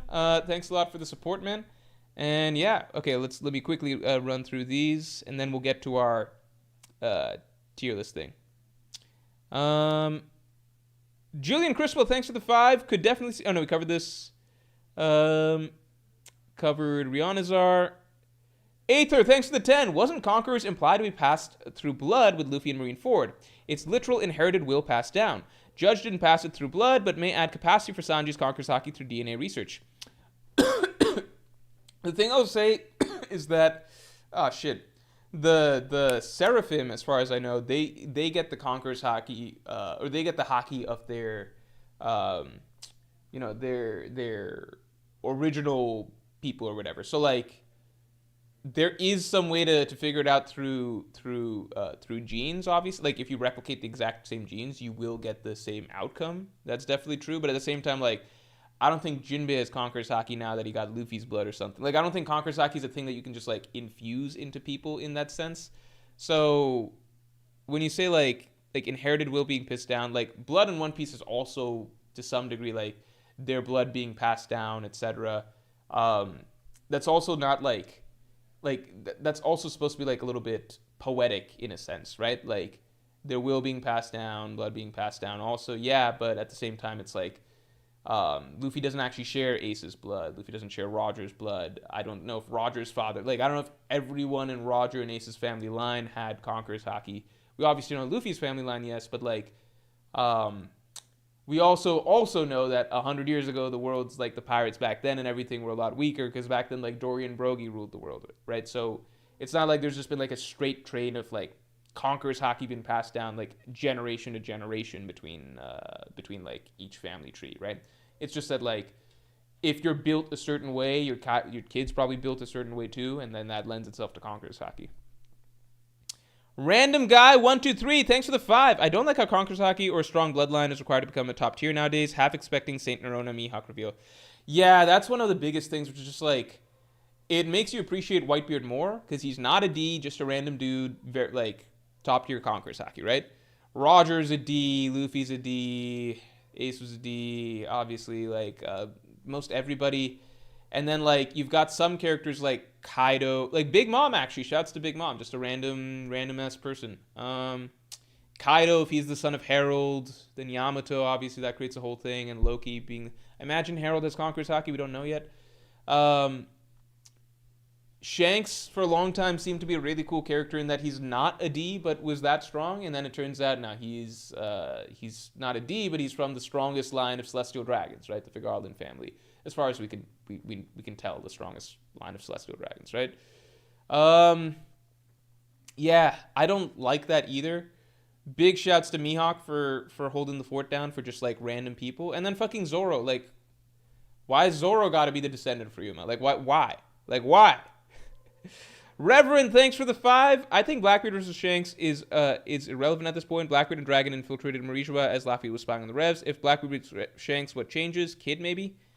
I think Blackbeard defeating Shanks is important for a lot of other pieces in the story, like character things coming together, Blackbeard's role, Shanks' role. I think a lot of things come together with that. I don't think it's, like, at this moment it doesn't seem plot relevant, but I think it's very relevant to both those characters and what they represent, and what they represent in the context of Luffy's journey. Rihanna's thanks for the 5. If the Strides, Blackbeard Pirates, and World Government got into a 3-way battle, wouldn't it make more sense for Doc Q to make an anti-regen virus than Chopper? That would be cool if Doc Q comes up with that shit. That would be crazy. Imagine Doc Q, something like that. Is Doc Q a good doctor? I don't know. He's got the disease fruit, right? So maybe some sort of disease like that. New X7, thanks for the 5. Are you a fan of 007? Have you seen the trailer for New Game First Light? Looks like a good origin story and more faithful to the novel 007 from Fleming. Am I a fan of 007 like James Bond or like the series of games? I didn't even know there's a series of games till you told me just now. I like James Bond movies, I guess, but I haven't seen any of the old school James like Sean Connery or before. So I like the James Bond movies that I've seen. I also read like this book series when I was younger called Young Bond, and I thought it was like canonical James Bond stories of when he was like younger, but it's actually just made up shit. But I don't know about the games you're talking about. David Cruthers, thanks for the 5. Shirahoshi, Ancient Weapons, Sea Beast, Negate, Mark of Abyss. Loki mirrors Zoro joining Strats, make new Pluton to fit Loki, Strats use Conqueror's Haki knots. I really hope that the Strats don't have to rely on like Luffy planting Conqueror's Haki in like their weapons and stuff like that to fight God's Knights. I hope there's other methods. I also don't think all the Strats are going to fight God's Knights though. So you think the Sea Beast can negate the Mark of the Abyss? I don't know about that. That's an interesting little theory. Loki mirrors Zoro joining Strats. Yeah, Loki does, but part of the reason I don't know if Loki's going to join the Strats like permanently, or like he might accept an invitation then be killed by Blackbeard or something, is because it's like a 1-to-1 recreation of like Zoro's introduction and everything. So it's kind of like been there, done that, but just in a more badass way, and it kind of takes away from the uniqueness of how Luffy and Zoro joined forces early on. Drink water, Pegdy's leg. Thanks for the 10. Conqueror's Haki, also ability to instill the fear of God into your opponent, something I can't see in Sanji, honestly. Luffy, we know Luffy. Zoro, ever since Pirate Hunter, was a bloodlusted demon. I think Sanji has very few, like, aura-type moments, like just intimidation or, like, presence-type moments in the story. But if I were to think, I think he's got... I think the give me a light moment with Enel, or thanks for the light moment with Enel, was really, really cool. But Sanji is not usually... Like, even before Conqueror's Haki was a thing, characters would regularly talk about, like, Zoro's presence, how intimidating he seemed, kind of just, like, the force of will that he exudes. That's never been a thing with Sanji. But then you could argue, but that's not really a thing with Luffy either. Although with Luffy, the flip side is that there are moments where, like, in the... Like, when he's really, really serious and stuff, that he does shock villains, like, way before Conqueror's Haki with, like, his willpower. Like with Crocodile and things like that. So it's complicated. I don't think you need to have an imposing presence necessarily, but like I do think maybe some moments that like make you seem like a really imposing or like powerful force of will type character probably lend itself more to Conqueror's Haki.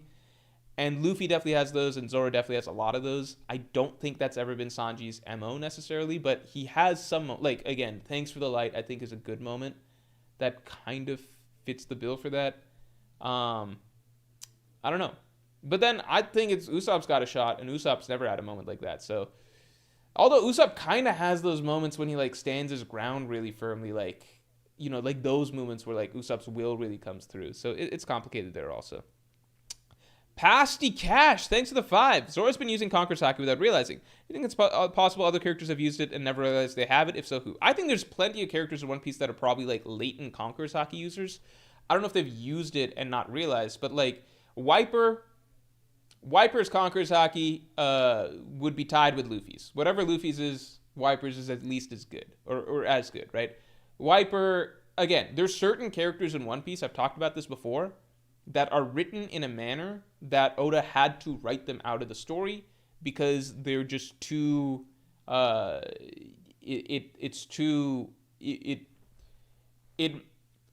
infringes on Luffy's it infringes on Luffy, if that makes sense. Like, you couldn't have both Luffy and Ace because Ace was basically everything like Luffy was aspiring to be, and like everybody and their mother knew the potential that Ace had. Ace is basically written and treated in the story as like Gold Roger reborn, right? Like same ceiling, same potential, same like Conqueror's Haki, we would assume top tier, like top Conqueror's Haki potential and everything. And you can't have that remain in the story because it would basically be like Luffy having to compete with Gold Roger, right? And it's like, that's just its own, like, you know, like it's just too, it doesn't work like that, right? Like you have to have Gold Roger first, and then Luffy gets to have his own story, like in the wake of Gold Roger, right? You can't, like, it becomes so much different, Luffy's journey to becoming Pirate King, if you have to also compete with the fucking Pirate King, right? And it doesn't help that Ace is 3 years older than Luffy, right? So then it's just like, well, you're fucked, right? Because by the time you're reaching your prime, like by the time Luffy's reaching his prime, Ace has already saved the world and brought the world into the dawn, right? So Ace had to be written out of the story because it just doesn't work, right? That was the beauty of the whole situation. Ace was kind of the guy that everybody believed is supposed to be the person, but Luffy is also the person that the Nika fruit ultimately chose. And Luffy was actually the secret correct destined path, and Ace, despite his crazy high potential, he was always destined to die so that the world can shift towards Luffy and Luffy can come into his own and carry out the destiny, right? Wiper, same deal. Why is Wiper... Oda only ever wrote a character like Wiper into an arc in the Skypiea arc, in the White Sea arc, right? There's never been a time that we have gone to an island, never been a time in One Piece that we've gone to an island and Luffy runs into a character who is just as who's dead even in terms of strength, presented as a rival to Luffy, dead even with Luffy in terms of strength, and displays greater willpower and greater just impressive general resolve and all of that than Luffy and Zoro by the end of the arc, right? There's never been a character that just like straight up equal to Luffy in combat, like portrayed as a rival to Luffy, equal to Luffy in combat, and by the end of the arc, he's that character that finishes with the greatest feats of willpower and resolve. That's never happened in any other One Piece arc, right? The only arc Oda was okay with doing that was in Skypiea with Wiper. Why? Because it takes place in a fucking different,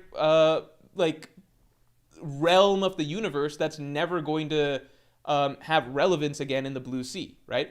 That's the only place you can write a dude like Wiper, right? Because if Wiper was... Imagine if Oda wrote Kid like he wrote Wiper in the Wano arc, right?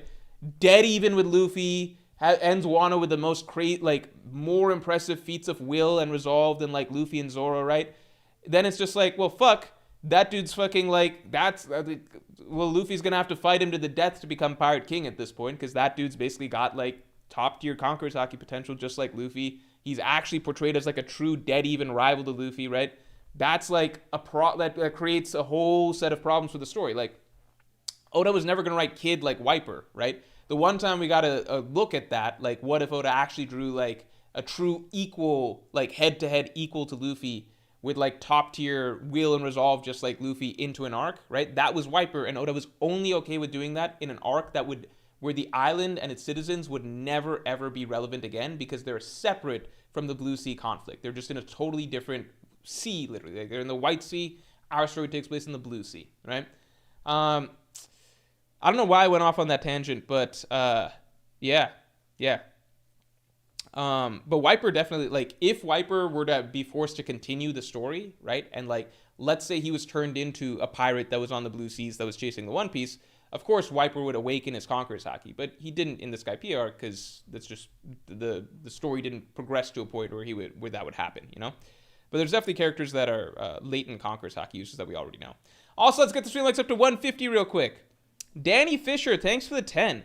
Usopp getting Conqueror's Haki in his final fight / the final arc would make sense from a story perspective. Do you see a way that the Elbaf arc could still move forward toward focusing on Usopp? Definitely. I've talked about this in past videos, and this is something that like people in stream have even mentioned before. I did a video on this recently, like all of the Strahd storylines in Elbaf or whatever, but like Usopp's in particular is interesting. I think that Usopp is like, the Giants are getting absolutely bitched out right now, right?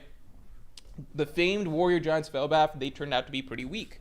They've lost their warrior ways, right? So Usopp spent all this journey dreaming of reaching Elbaf and like meeting the great warriors there, and like he's like, once I meet them, I can become like a brave warrior of the sea like them. Like I need to see what a brave, like that's what was in his image, right? It's like a lot of Wizard of Oz type shit, right? Like I need to get there. Only once I get there can I truly see what brave, like what it means to be a brave warrior. And so he does this whole journey to get to the island of brave warriors so that he can see firsthand what it means to be a true brave warrior and be inspired by them. And what he finds is that they're not actually brave warriors. Like the Giants of Elbaf that he concocted in his head as this like platonic ideal of what it means to be a brave warrior, they fucking suck ass. Like, and the beauty that I think will be discovered for Usopp here is him realizing that he has actually become a brave warrior all along. He just, like, he became a brave warrior like hundreds and hundreds and hundreds of chapters ago. He's done so much at this point in time. The problem is that he just never viewed himself as a brave warrior. He always had imposter syndrome. And so he kept like envisioning and romanticizing like what a brave warrior should actually look like. And by the time he gets to that vision, he finds out that like his fantasy doesn't line up with reality. Like he is braver than the brave warriors here. I think that's going to be the key realization for Usopp. That he is more of a brave warrior than like 99% of the Giants on Elbaf. Maybe except for Dory, Brogy, and Loki. I won't even throw Hadruden in there. I'll throw Hadruden. Dory, Brogy, Loki, and Hadruden. Okay. Outside of that, Usopp's the best that Usopp's the best that Elbaf's gonna see, right? So I believe that there will, like, Usopp's great moment in Elbaf will come down to Usopp in some way inspiring the warriors of Elbaf to fight back. I think he is going to lead the Giants, and he's gonna realize that like he actually needs to be the symbol of bravery that gets them to stand up and inspires them. Like this whole time he thought that they would be the symbols of bravery that inspire him and allow him to become a brave warrior. The whole time he was underrating himself and didn't realize that he has already become as brave of a warrior he could ask for. The only problem is that he just doubts himself and forgets how brave he is most often, most times, right? I think there's a lot of beauty to the idea that like he was hoping that they would inspire him to be a brave warrior, but he instead needs to be the symbol that inspires them. I think that's where the story's headed at this point. Disaster Master, thanks for the 5. 007 on Nintendo 64 unmatched. Listen to the pause music. Oh, is that the game GoldenEye? Is that the game GoldenEye? There's no game series. The game is its own thing, like a movie. Is that GoldenEye? Or is that a different game? GoldenEye 007. Yeah, I've heard of that. I've heard about that. I don't know much about it, but I've heard about that. All right, let's get the stream likes up to 150 real quick. And now we're going to start our little tier list. We're going to start a little tier. Do we want to do a tier list style or ranking style? Tier list style or ranking style? Here, let me pull up for you guys all the Conqueror's Haki's users in One Piece. Oh, wait. I was still reading through this. Let me read through this real quick. There's more than one of you with Supreme King Haki, so he's saying that there's more than just Luffy. Sanji asked for it. He says Zoro's getting it, or he says Zoro has it. Either swordsman, you see.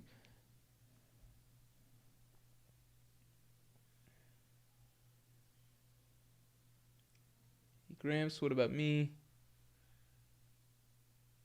Sanji's listening. I don't know what to make of this scene. I literally don't know what to make of this scene. Because, like, the two options are basically, like, if Gaban's saying that, like, if Gaban's saying all I don't know what to make of this scene, because it's just, like, if Zoro's exuding it, and so therefore Gaban can sense it, can sense that Zoro has it, and then Gaban's like, oh, well, you can't control it. That's like a problem, right?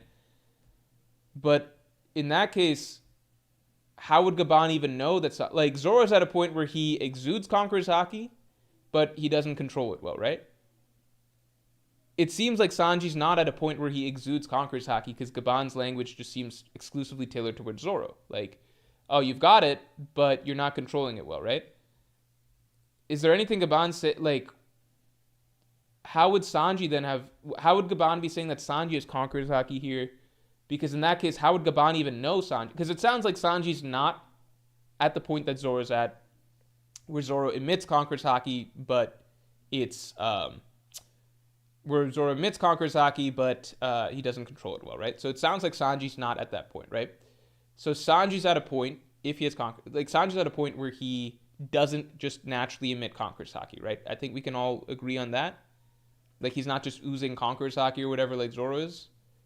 So if that's the case, then how would Gaban even know that Sanji has Conqueror's Haki? Like, regardless of whether or not Sanji has it, I don't think there's anything about Gaban's discussion here that indicates that he's thinking Sanji has it too. Because if that's the case, wouldn't he just say the same thing to Sanji as he says to Zoro? Like, how would Gaban just know that Sanji has Conqueror's Haki? Unless he's like exuding it. He knows Sanji will, but doesn't.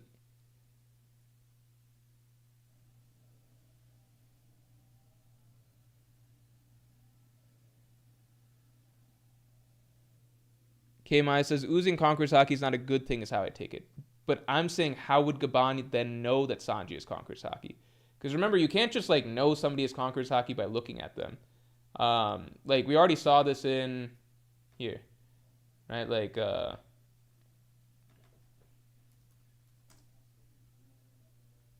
when does...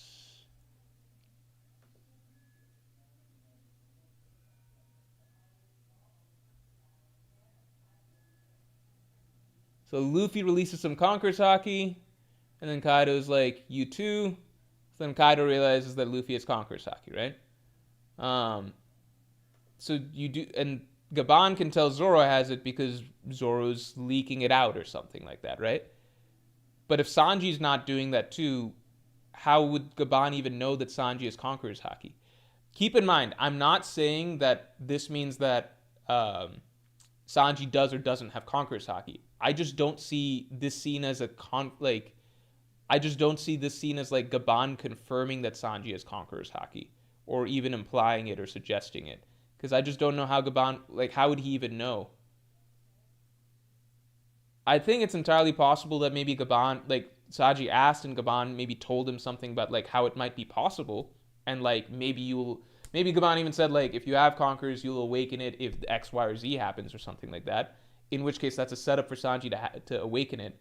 But how would Gaban just know Sanji has it unless Sanji's also just leaking it like Zoro, which I don't think he is, based on the implication of this scene, right? You see what I'm saying? Like, if the argument is that Gaban is... There's a few arguments here, right? If the argument is that Gaban in this scene is implying Sanji is Conqueror's Haki too, I don't personally see that anywhere. If the argument is that Gaban sensed that Sanji has Conqueror's Haki and told him in private right here, I think that would be literally impossible based on what he says in the scene and what we know of how Conqueror's Haki can be sensed, aka you need to actually release it, right? So I don't think there's any universe where Gaban is telling Sanji that he does actually have Conqueror's Haki here.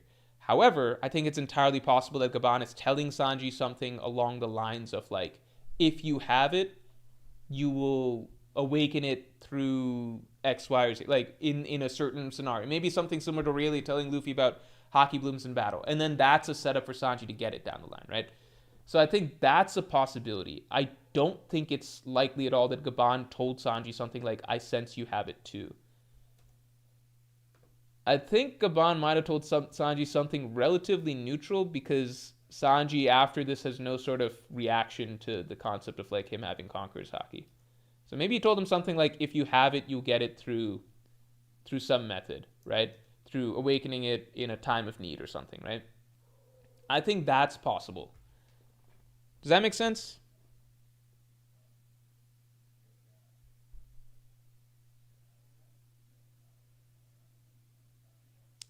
Yeah, Kaido says, I think it's, Kaido says, I think the best possible option is that Gaban said it's possible he could in the future. Yeah, and that basically means that Sanji will get in the future, right? Because I don't think Oda would, like, have Gaban say that if that's not the case.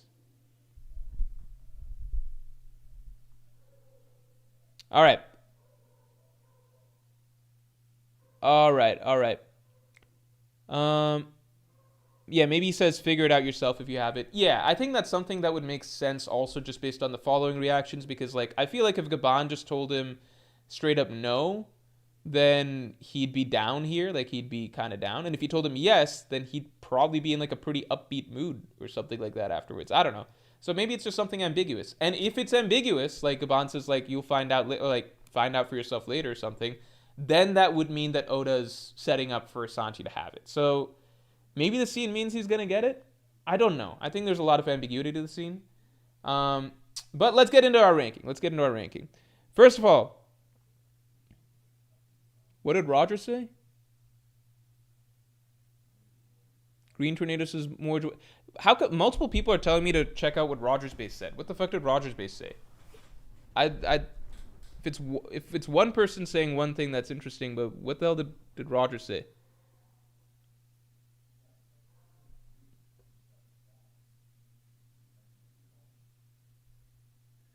Oh no, it's just one person saying it multiple times. Never mind.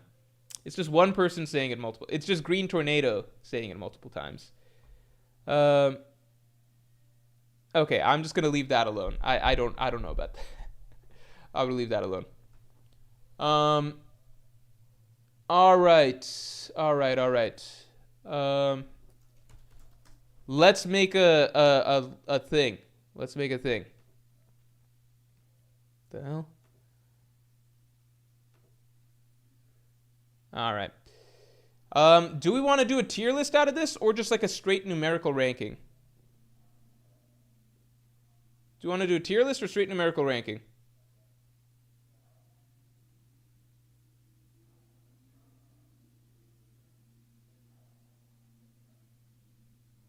He said that he has a direct source that Sanji will have Conqueror's Haki linked with Zoro. I just personally don't know what that would even. That's just so. I think literally fucking Sandman wouldn't fucking know. Like I don't know how many of Oda's editors even like. I think you literally have to be like an editor of Oda. Like I don't think people working on fucking Viz or Shueisha know. I think you have to be literally an editor of Oda to know something like that personally. So I'm curious what Roger would say on that, but I like I don't think like Sandman or Pew Piece and things like that, like people like that even know. So I don't know what he's saying necessarily, but yeah, I don't know. Where we at? Hold on. I want to give you guys a little poll on this. Drink water. Pegdy's leg. Thanks for the 5. Gaban only saying it's absurd because Zoro asked if he has Conqueror's Haki. So Gaban thought Zoro can use at least base Conquerors in Fusion. Yeah, I mean, I guess, yeah, that makes sense. But Zoro can use base Conquerors in Fusion, just maybe not regularly at will. Scoutmaster Demi, thanks for the 5. Sanji equals Conqueror's Haki because Chekhov's gun. It would be so odd to write in this exact scene and for Sanji to never get it, especially with top tiers foes requiring it. No, because the difference is that this scene could also easily be starting the conversation of whether or not Sanji will get it. Because no matter what, it has to be addressed at some point in the story whether or not Sanji's going to get Conqueror's Haki, right? So this just addresses that this is something that's going to be a point of contention for the character down the line, right? So if, for example, the other route is that Sanji's not a Conqueror's Haki user, but he still has to find a way to get to top tier without Conqueror's Haki, then this scene is also necessary, right? If it's a scene that's establishing Sanji's gonna get Conqueror's Haki, then the scene, of course, is also a setup for that, right? But all the scene sets up is that it's gonna be a plot point whether or not Sanji gets Conqueror's Haki, right? That's what it sets up. It's not a Chekhov's gun just because like it brings up the discussion, is he going to get it or not, right? Because if Sanji isn't going to have Conqueror's Haki, that's its own sort of little character mini conflict that he's going to have to go through, which is like finding out how to get stronger without this, right? Finding how to push Germa stuff or science technology stuff without this, right? If anything, the way that Conqueror's Haki has been written in the story so far, you could argue that it's the reverse, wherein like when characters first release their Conqueror's Haki, it's never like a talked about point beforehand. Does that make sense? Like Luffy didn't have some discussion stuff about Conqueror's Haki before, like setting up like, oh, are you gonna have this? He just started using it, and that was like dramatic effect for the reader, right? Zoro didn't have like, there wasn't like a discussion that came up for Zoro, like with him wondering if he has Conqueror's Haki or not. It was just a dramatic scene with King where like, or like, sorry, there was a dramatic scene with Kaido where Kaido reveals that Zoro has Conqueror's Haki. Like it was a big debut moment. Zoro does Ashura, scars Kaido, and Kaido's like, holy shit, this dude has Conqueror's Haki, right? So if anything, the fact that like Sanji's not getting a debut moment like that, the fact that it's actually being like he's raising a question like, do I have Conqueror's Haki? Like that's a question that he's raising. It's almost like goes against how Oda tends to like to do it. If he's raising this question, it might be because it leads to a character conflict down the line wherein he has to deal with the fact that he doesn't and figure out a way to get stronger despite that. Does that make sense? So that's not a Chekhov's gun. That's raising a question that needs to be answered in the story later on. Because either way, if it's like, I don't have Conqueror's Haki, therefore I need to get stronger like this, or I'm going to awaken my Conqueror's Haki like this. Either way, it's something that does need to be answered, but you're assuming that the setup means it has one conclusion, when all the setup means is that this is a character point that will need to be addressed at some point in the story.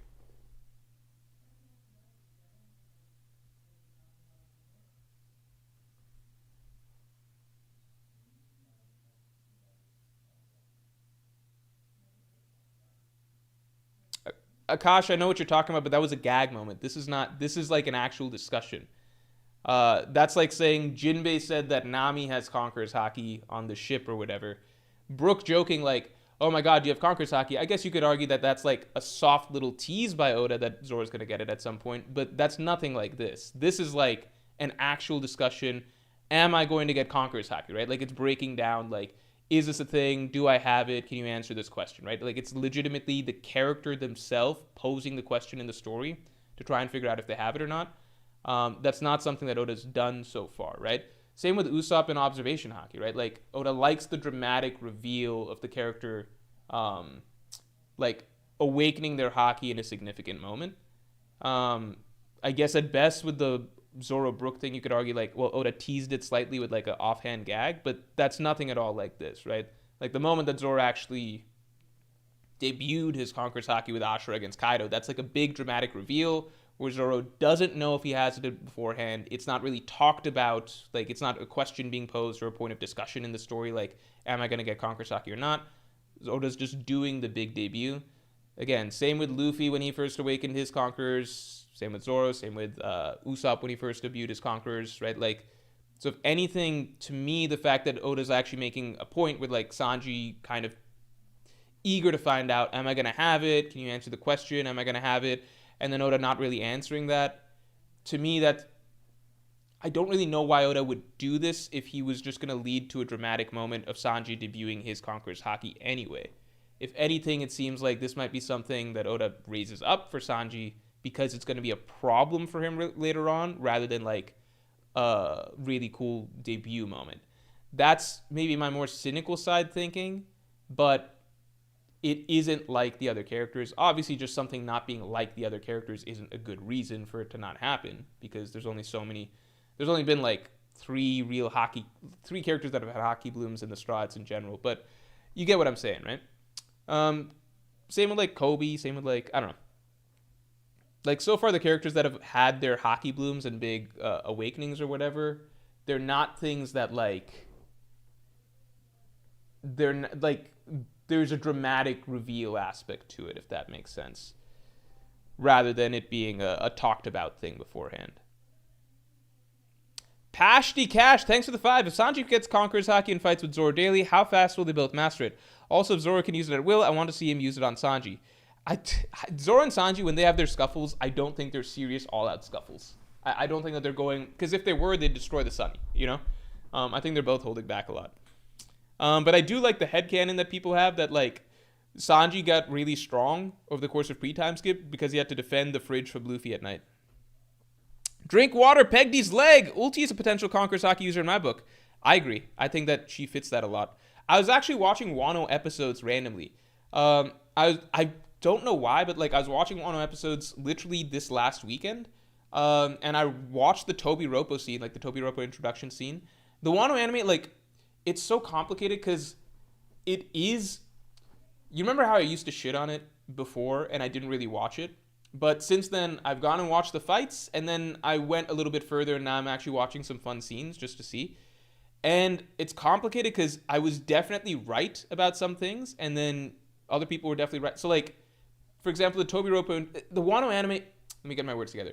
The Wano anime does some things somewhat creatively, like Queen announcing all of the people that are going to be at the banquet, and like the Tobi Roppo's introduction, the way they did the silhouettes and everything. The anime does do some things particularly creative. But the things that I was also right about, I was definitely right about, in the sense that, like, I guess that the pacing was absolutely horrendous. The pacing is genuinely really, really fucking bad. Like, because I'm watching episodes, like, I'm only going to watch, like, relatively highlight episodes where interesting things happen. Even in highlight episodes, you're skipping a lot of the episode to get to the main stuff. It will often show, like, several minutes of what happened in the previous episode, like, not even trying to do a recap, just several minutes of what happened in the previous episode.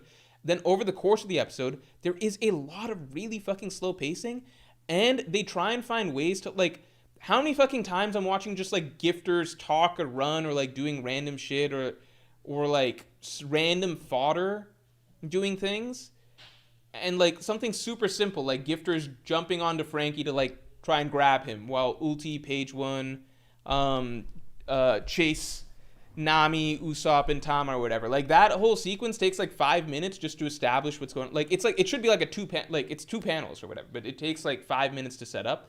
And then, like, the big thing is the flashbacks. So it will play on full-on flashbacks to like 2 episodes ago to pad out time. So, like, you really can't just watch an episode as is. You can't.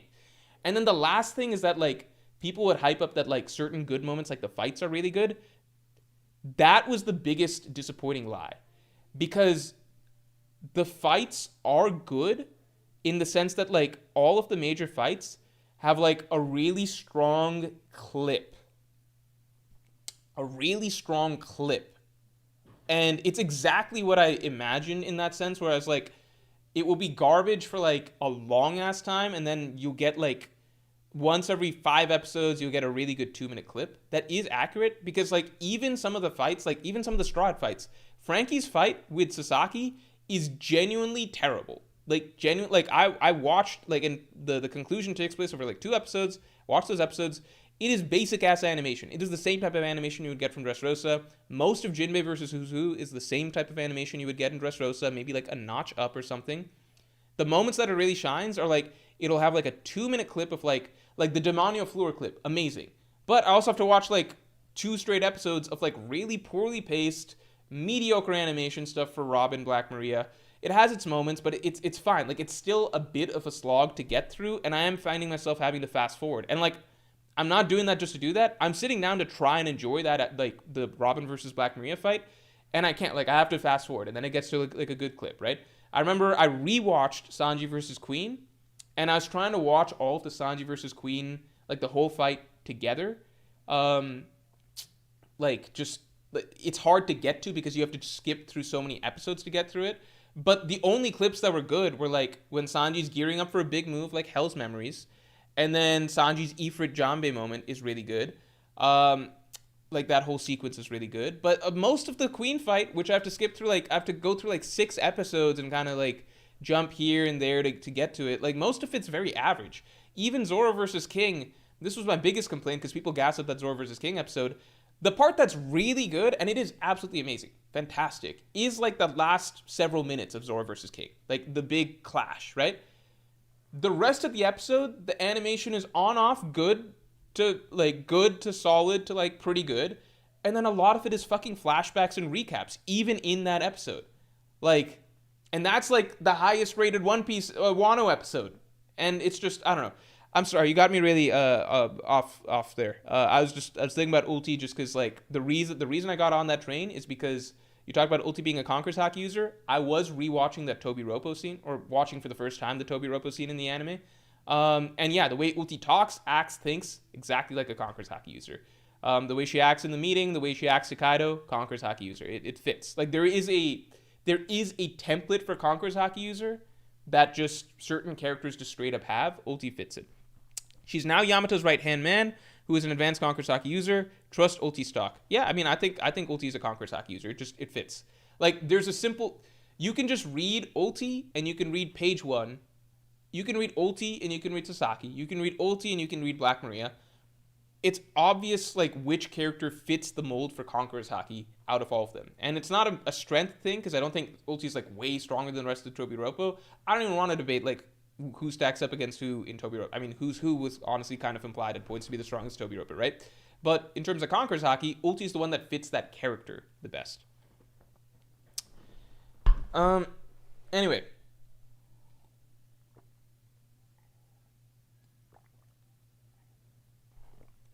All right.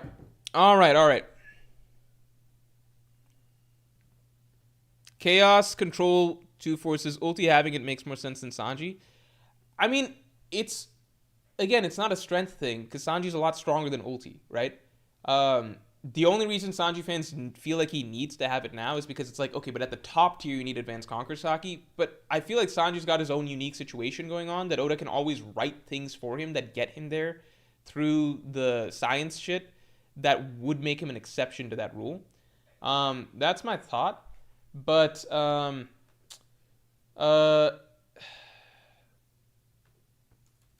ranking Conquerors Haki users. But I know that's not a satisfying answer for some people. But yeah, like you can read a few minutes of Ulti and it immediately screams Conqueror's Haki user. You know what I mean? It just does, you know?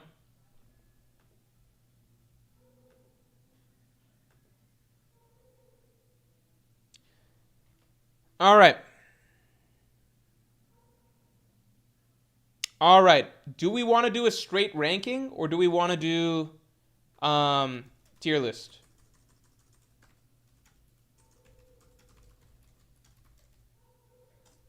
Straight ranking or tier list?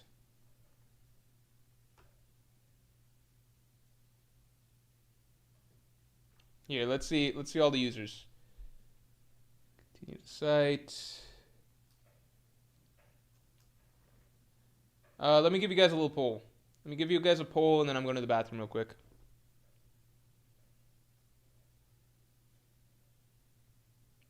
Can someone ban racist penguin, please? Okay, thank you.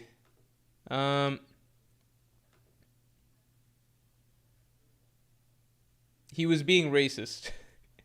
I think, for what it's worth, we should have seen it coming based on his name. Rank Conquerors Haki users numerically or tier list. The one thing I'll say is that like I generally lean towards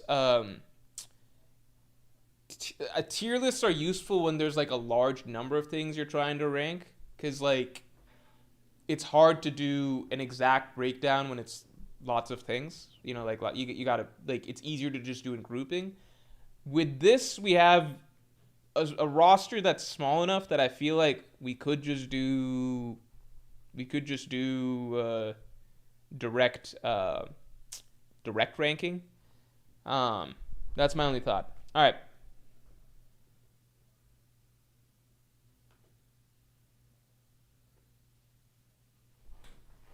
I'm going to the bathroom real quick. I'll be right back.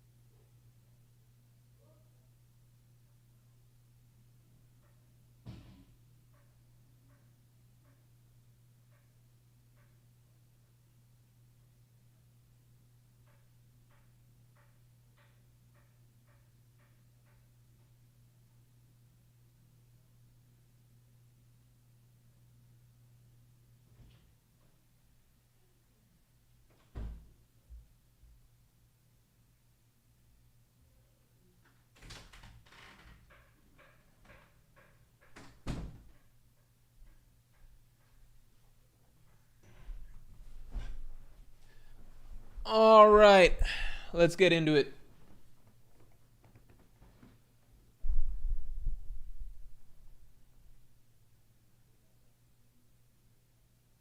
All right.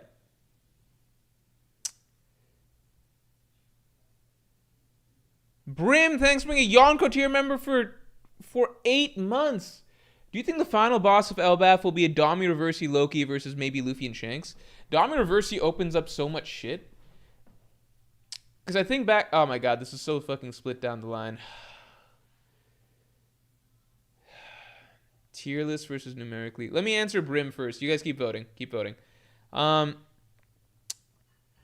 could easily see Dami Reversi being an easy way to set up like a boss that's really strong that needs to be fought.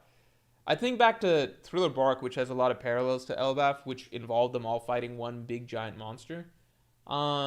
If Loki's Dami Reversi and made so strong that it requires Luffy and Shanks together to fight him, then that would just be like, that would basically be like the strongest character we've ever had in One Piece outside of, I don't know, like maybe Ibu and Joy Boy himself or something. So I don't know if Oda's gonna go down that route, but it would be fitting, right? Like fight like a huge giant being in Elbaf, the land of giants. I don't know. Dami Reversi just opened so many possibilities. Green Tornado, thanks for the 5. Roger just said, who writes One Piece to me when I asked who he got his info on Zoro and Sanji from? I know this is dumb, but 5 minutes ago his stream. I don't think that... I don't even know what to say. I don't even know what to say. I don't know what to say. I know Roger is very tapped into like a lot of sources and things like that, but I can't imagine necessarily Oda directly telling anyone that's not one of his own editors or something like that, like details about like Conqueror's Haki and like future plot points. So I'm not sure. Like maybe I'll ask him later on, like with the what he's heard or whatever. But I'm not going to comment on it right now. I guess that's all I'll say. Rank Conqueror's Haki users numerically or tier list. Hmm.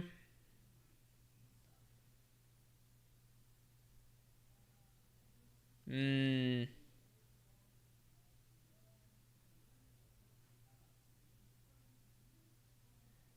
Hmm.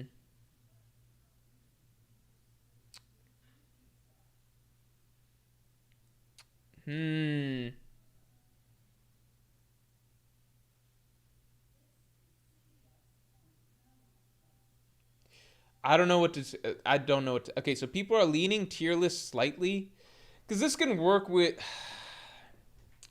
The problem with tier list is that means I now need to find a tier list that has all these characters, and that's like a bit of a pain in the ass. Um,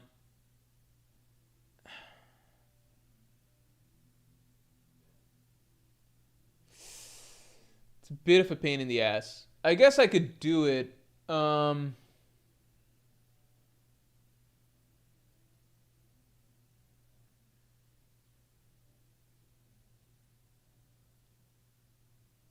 Yeah. I guess I could do it. Tier list is biased to win. Yeah, number tier list. Maybe I might just do a rank. Yeah, let me just do a rank. Let me just do rank. We'll just do current. We'll just do current. Okay. And I'm gonna make one assumption here. Is there any character that we can assume has it that's not confirmed? I'm gonna go ahead and say dragon. I'm gonna throw in this list too. All right. So first, I'm just gonna do my list going across here in terms of characters, and then we'll rank from there. Right. So, well, let's say word bank. Right. We got Shanks, Luffy, and I'm gonna say Mihawk, Rayleigh, Boa Hancock,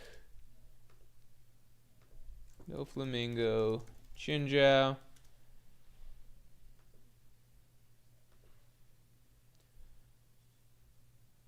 Big Mom Katakuri Kid,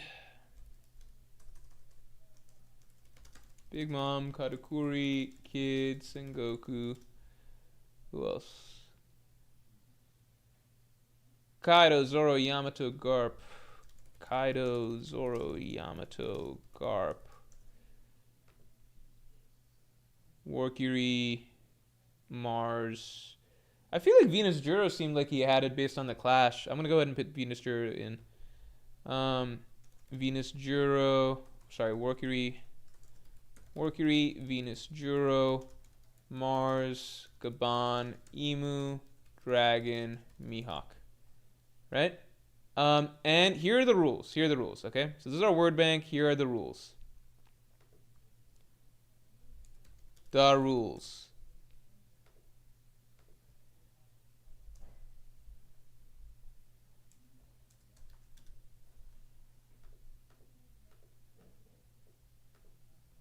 The rules are... What is this again? The rules are... just Conqueror's Haki, not just, I guess, just general Conqueror's Haki. Quantity, meaning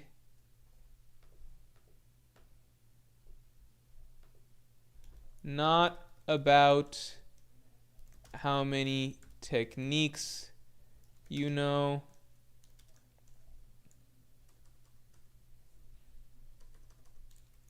or application. Example, what do you call? Example, Gaban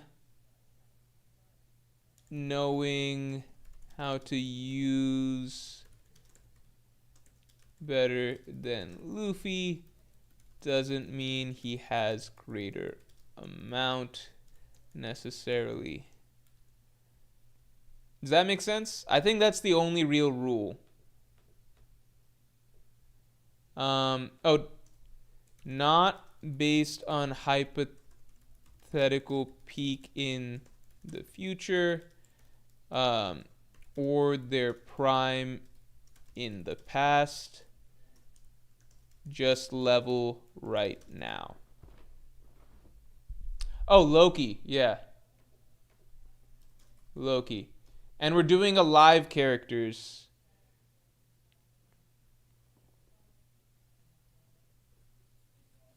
PJR BS06 is also likely that a Garling, Shamrock, and Akainu more than definitely have it. I think we're heading into too speculative territory there. I think Garling is where I'll draw the line. Garling, he's a Gorosei. All the other Gorosei so far seem to have Conqueror's Haki. It seems like a very safe bet. But I think it's just too damn speculative in terms of, like, is Conqueror's Haki supposed to be his thing? There's just too many question marks there. Like Shamrock, I think, is speculative as well. Akainu, I think, is very speculative based on the fact that he never showed it or any hint of it. Like, he might have awakened it, but I don't think he, like, clearly had it at the time of Marineford or anything. Anybody else I'm missing?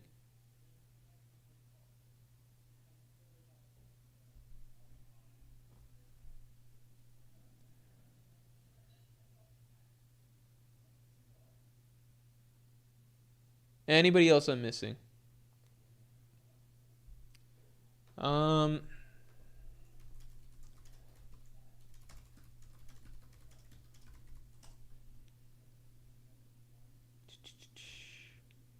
Let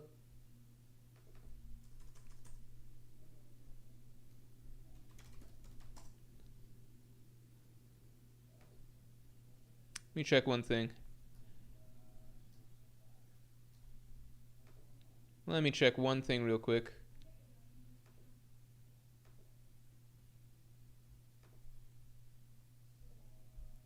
Yeah, okay. So here we go. So somebody mentioned earlier, I'm sorry I forget the name, but somebody mentioned earlier that, like, we have certain benchmarks, right? So, like, Luffy, for example, at Fishman Island, could knock out 50,000 fishmen with his Conqueror's Haki. But Oda said on record that Rayleigh and Shanks could both knock out everybody at Fishman Island, meaning that Rayleigh, like at the time Luffy began the New World, um, that Luffy, like Fishman Island level Luffy, his Conqueror's Haki is like Shanks and Rayleigh's Conqueror's Haki is at least twice as potent as his, right? At least twice as potent.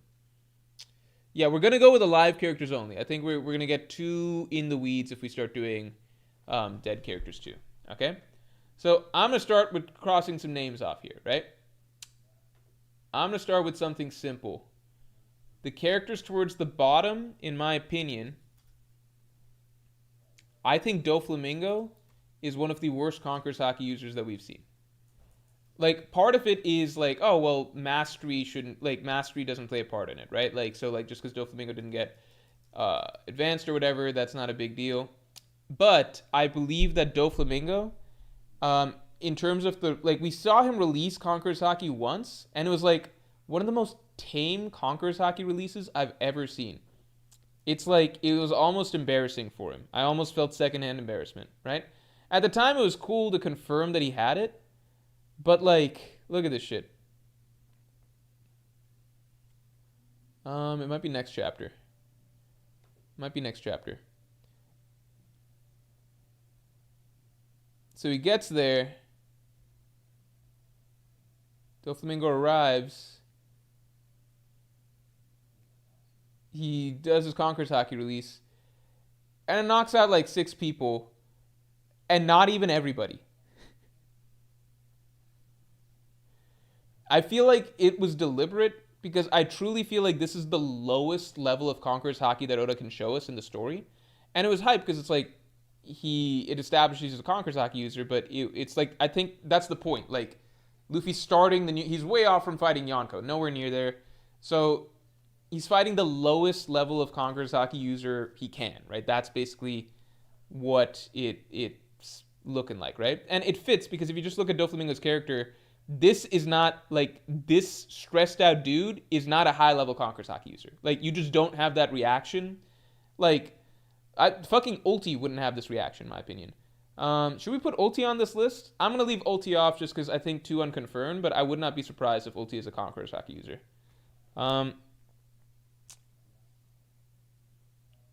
Kid might be worse. Kid might be worse. Okay, let me say Doflamingo's the lowest in terms of what we've seen. I think Doflamingo's the lowest in terms of what we've seen. Chinjiao, I don't know if he can even release Conqueror's Haki now, right? So Chinjiao, so we're not talking prime Chinjiao because Chinjiao might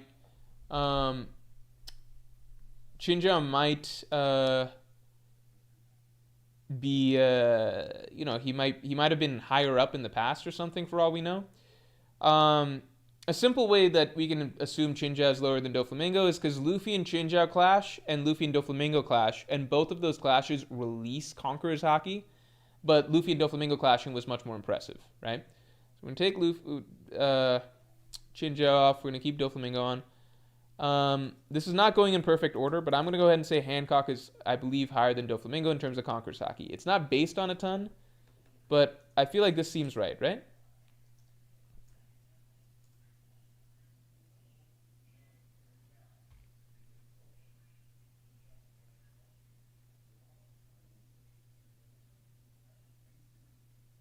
King of Lightning dropped a Wano review? Oh shit, I should react to that. Let me see. I already reacted to Jay's. Let's see. King of Lightning Wano. Wait, when? I see a few. 13 biggest misses in Wano and stuff. I don't realize that he dropped in. Did he drop a new one? I don't see anything new.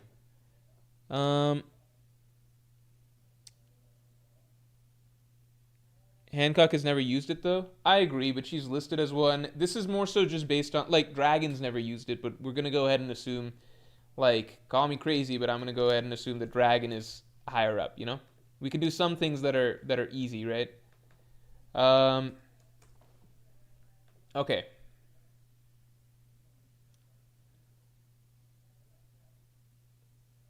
Now, where do we put Kid? I feel like Kid, in terms of Conqueror's Haki right now, is probably pretty low down, right?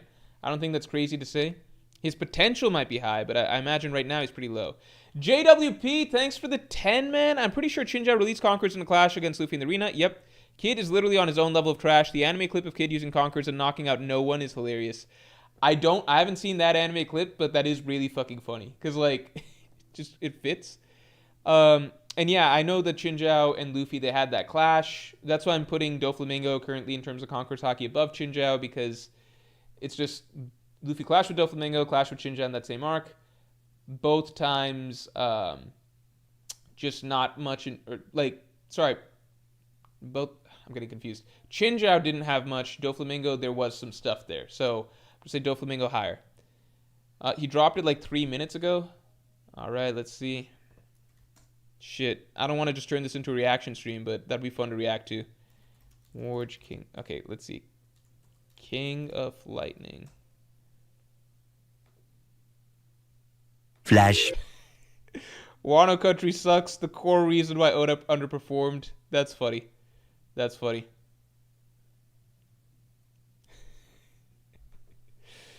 I'm not going to react to it right now. Because I need to eat dinner at some point soon. Gosh, Panda says, what about Hancock says she's above Doflamingo? I think the biggest thing that suggests to me Doflamingo is one of the lower end Conqueror's Haki users is that he genuinely shows a lot of fear and concern in situations. He's genuinely pretty, like, true, like the strongest Conqueror's Haki users just genuinely have the strongest will and resolve. Now, with Boa Hancock, she did say initially when she said that I'm not going to join the Marineford War, and she was questioned, why are you not joining? Her response was like, because I'm scared, which is not Conqueror's Haki behavior. However, overall, since then, what we've seen of Boa Hancock is that she's a really, really gutsy character, right? She basically will happily turn against... She's actually, like, you can kind of judge Conqueror's Haki users by, in general, how much force of will do they exude. So, like, Hancock from the very beginning, having that sort of, like, kingly spirit that, like, she literally looks down on everyone so much that she's looking up. That's a gag, but then as we see over the course of Marineford, she really has a very, very strong, like, ulti type personality where, like, she will just do whatever the fuck that she wants over the course of the Marineford War and doesn't give a fuck about the world government and what they want to do. And then at the end, she's just like, I'm gonna go save Luffy, but I'm gonna keep my position as warlord, and fuck you guys if you think anything else. So that's a lot of Conqueror's Haki type behavior. And then finally, when you have all of the Marines raiding Amazon Lily and everything like that, Boa Hancock's response there is very, very much like a very extremely confident, very resolute, like, I'm just gonna handle this and they're gonna, like, kick them the fuck off my island. It's a lot that suggests to me that she's got more spunk in her in general than Doflamingo. Doflamingo, I've seen shit himself on like 10 different occasions.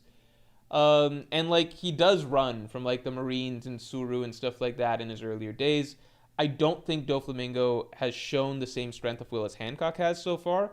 I might be entirely wrong, but I also will say I consider Doflamingo to be like just about the lowest end of Conqueror's Haki user that we've seen in the story. Chinja I'm putting below, but like Doflamingo knocked out like 5 people. He doesn't show that same sort of conqueror spirit or whatever that a lot of like, put it this way, if Doflamingo was not a confirmed Conqueror's Haki user in One Piece, I would say that he doesn't quite live up to, like, I would not guess that he's a Conqueror's Haki user. Whereas with Hancock, even if she was never confirmed to be a Conqueror's Haki user, I would guess that she might be a Conqueror's Haki user based on the way that she's been portrayed so far. So I'm putting Hancock above Doflamingo, but these are guesses, right? These are guesses. Kid is really fucking tricky. Because Kid, it should be above Doflamingo. Because the simple way I know Kid should be above Doflamingo is when Kaido dropped in front of Kid, it was established that... Here we go. What chapter would it be? It might be chapter... something like this.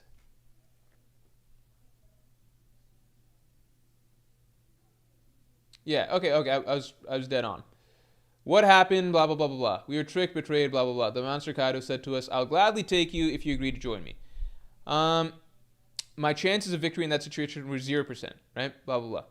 Kid and Killer were different. They stood up to him and fought until they could fight no longer. Kaido will not kill men of such strong disposition. He will attempt to break their spirit so that they obey him. I think it is likely that Kid has a stronger Conqueror's Haki than Doflamingo. To be fair, characters don't always reach the level that your strength of will is at isn't always reflected in your Conqueror's Haki till you've reached your peak, right? Like Luffy was always really, really strong-willed. Like Luffy's will is probably stronger than Rayleigh's at Fishman Island, right? I imagine. But Oda said that Rayleigh's Conqueror's Haki would be a lot stronger than Luffy's as of Fishman Island. Like Oda said that Rayleigh would be able to knock out everybody there, whereas Luffy couldn't. So that's not the best metric, right? But right now we're hazarding a guess, right? Here I think it's fair to say, because I think most would agree that Kid as a character is at this point stronger than Doflamingo in general. He's written to have a stronger will and disposition than Doflamingo. I wouldn't be surprised if I'm going to put Kid above Doflamingo, because it's just the way he's been described so far, stronger will than Doflamingo. And like, say what you want about Kid and how fucking stupid and how many bad showings he has, he does not run. Like, he openly challenge. Like, Kaido drops in front of him, he fights Kaido, right? He goes downstairs to try and take on Big Mom, right? Like, he welcomes that challenge. He, after already having lost his arm to the red-haired pirates, rolls up to Elbaf, and he's already seen Kaido and Big Mom. He knows how much stronger than him they are. He still tries to fight Shanks 1v1 anyway. That's a lot stronger resolve than Doflamingo. Doflamingo doesn't even want to fucking fight Aokiji if he has to, right? Like, it's very different. So I'm going to go ahead and put Kid there. I don't know why I'm putting Hancock above Kid. It's not really based on anything other than I think Kid's a bum. So, like, I'm giving him a bum tax. And you know what? I'm going to put Katakuri here. I don't know why I'm giving Hancock so much respect. I don't know, because she really hasn't done much. But I'm just doing it. I'm doing it to do it. All right.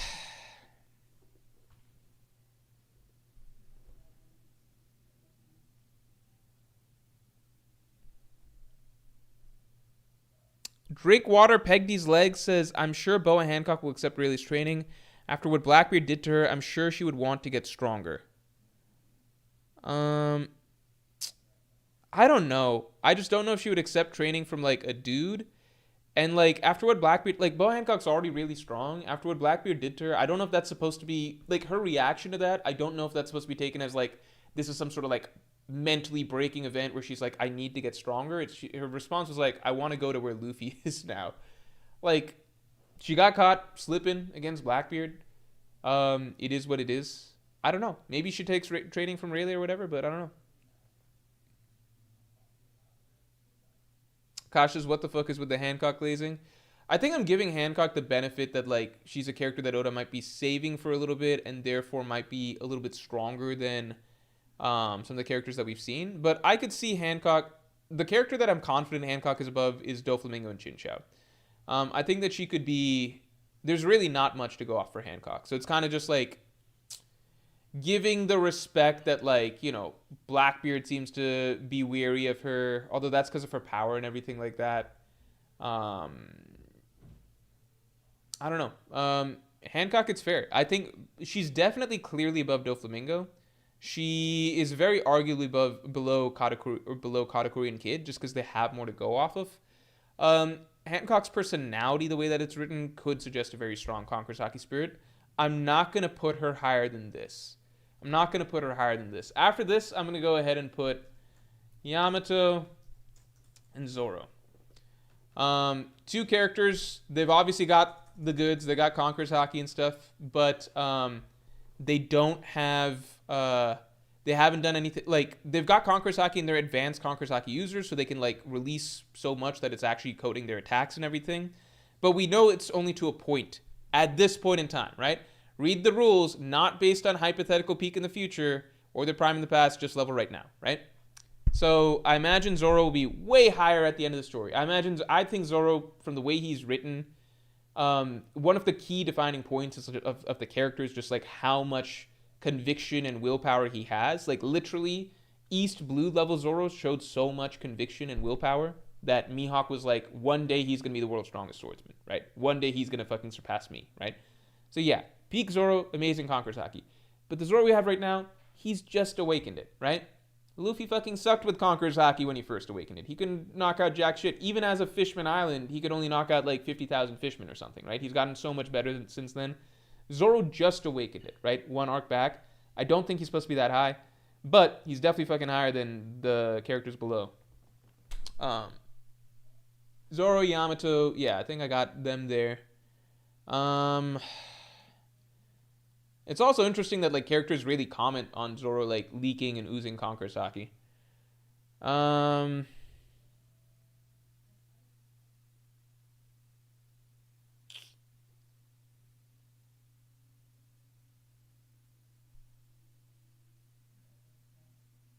No way Yamato is higher than Hancock.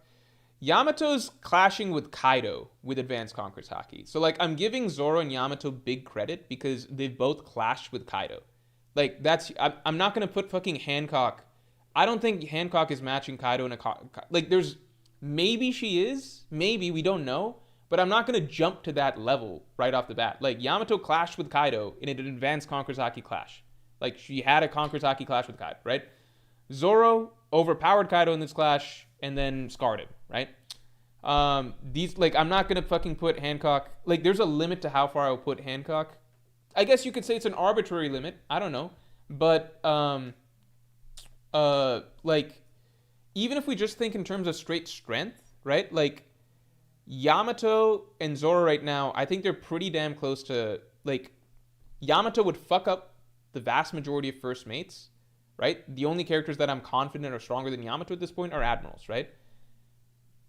I think that puts her above Hancock, unless you think Hancock is Admiral level or something like that. I don't think Hancock is Admiral level. Yeah. Jordan Vance says, y'all know Morge doesn't like Yamato. How's he simp? I fucking hate Yamato, but I'm not going to deny what she did, which is like significantly more impressive than anything Hancock's done, you know?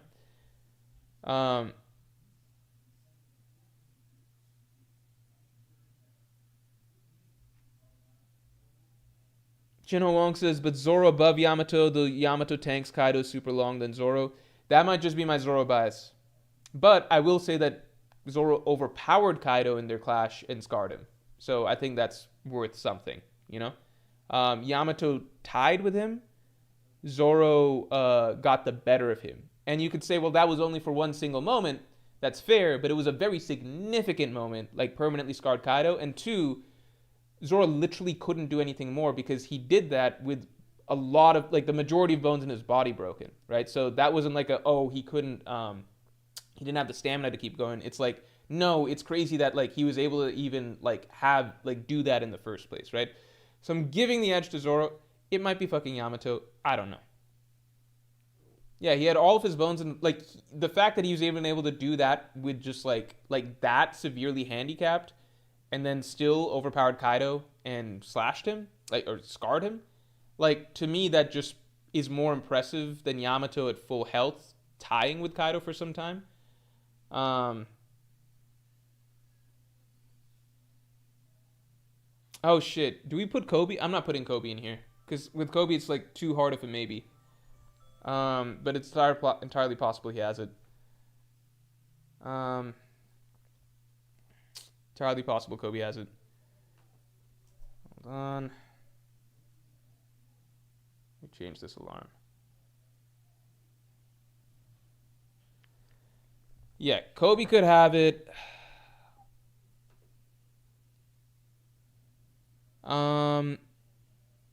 Again, I'm very anti-Yamato biased. So it's possible that Yamato is above Zoro. But I don't know, just other things, like even the fact that like Gaban commented on the fact that Zoro's just constantly releasing Conqueror's Haki, Luffy's talking about Zoro constantly releasing it. Again, that doesn't mean Zoro has good control, but like it does suggest to me that Zoro might be a character that's particularly impressive in terms of Conqueror's Haki, right? Now, continuing on, right? I think Loki, this is not just in order. This is not in order, okay? I think Loki probably has some crazy strong Conqueror's Haki because Luffy could fucking Luffy got goosebumps sensing Loki from literally like I don't know, like how many hundreds of meters away, right? Like crazy far away Luffy sends Loki. So Loki's a force of nature that is sensed from very far away. So I think Loki is very high Conqueror's Haki. I think Loki has very high Conqueror's Haki.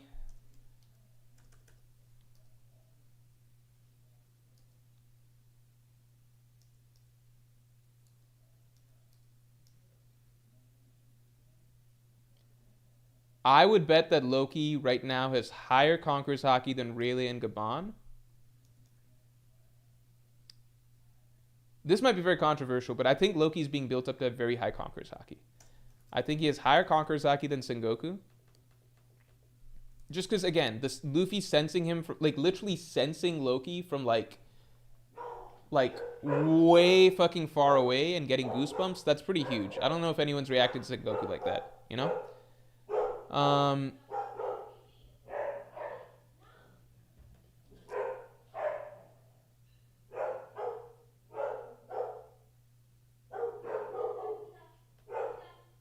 I feel like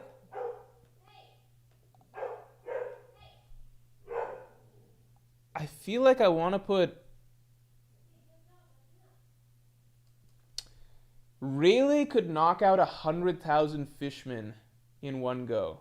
I don't know if Zoro can do that right now.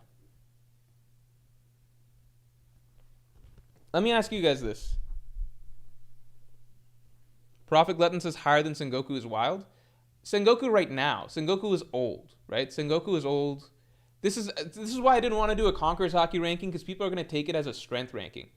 This is just purely like what the story like this is purely perception of characters, right? Like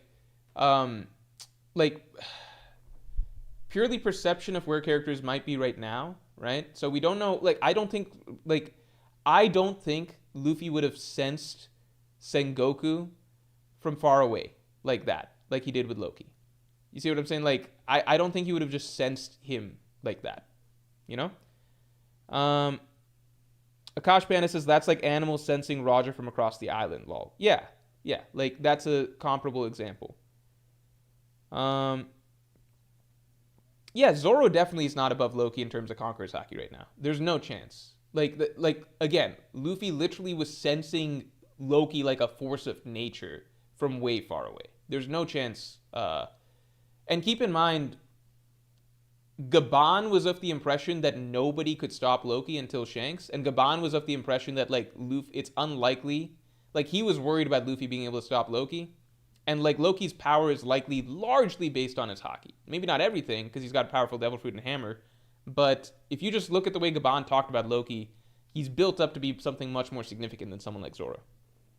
At least Zoro right now, right?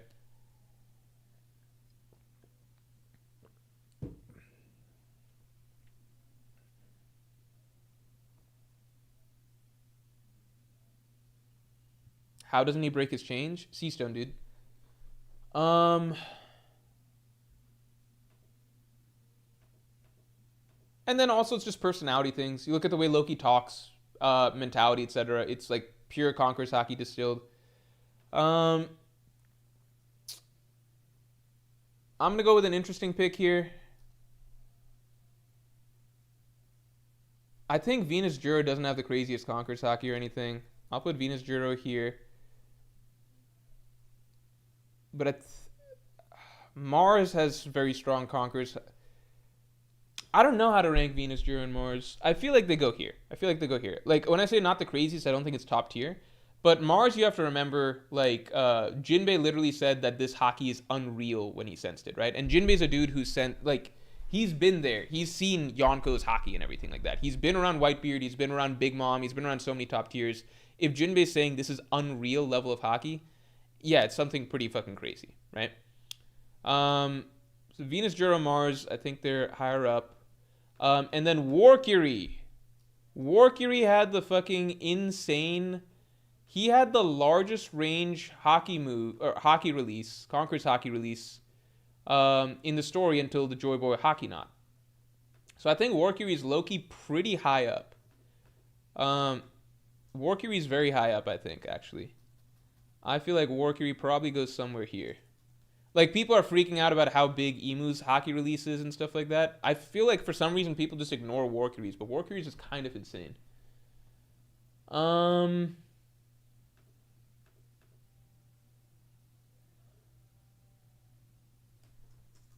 Big Mom, Kaido.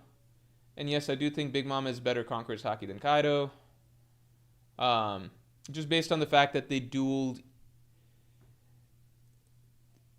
Kaido has a very, very strong fruit. I don't think there's a solid argument for Kaido having a better Conqueror's Haki than Big Mom. Because, one, we know that they dueled straight up, just weapon to weapon, for like a long time, and they're even, right? And that's largely going to be Conqueror's Haki based. So we know that at least right there, they're even. And then if you look at stuff outside of that, like if you look at Big Mom's Conqueror's Haki release, I know that's controversial. Obviously, I have Kaido above Big Mom, but if we're just talking Conqueror's Haki, Big Mom is likely a touch above. Likely a touch, either they're equal, like dead equal, or Big Mom's is a touch above.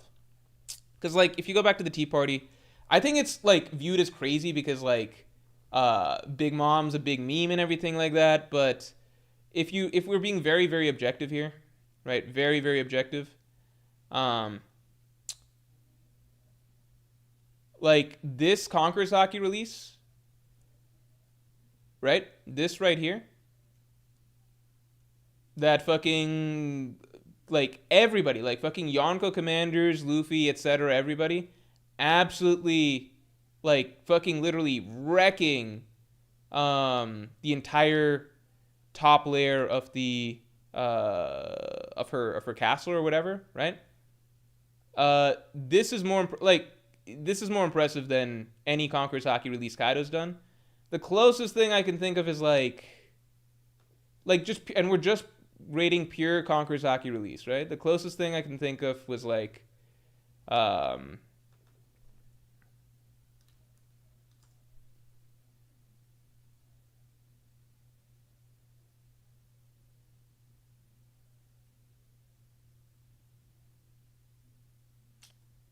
Kaido gets very upset. Yeah, like Kaido releases Conqueror's Haki and stuff, but it's just not on the same scale as Big Mom. And I know this is not the best way to necessarily judge it, but I just don't think, like, where's the argument that Kaido would have higher Conqueror's Haki? Because, like, Big Mom has more crazy moments of Conqueror's Haki than Kaido does, as far as I can see. And, like, it's either a tie or Big Mom has it better. Kaido's stronger overall, because, like, fruit, all of those things involved. Fruit, the durability, etc. But I don't know what is there an argument for Kaido above Big Mom in terms of just pure Conqueror's Haki?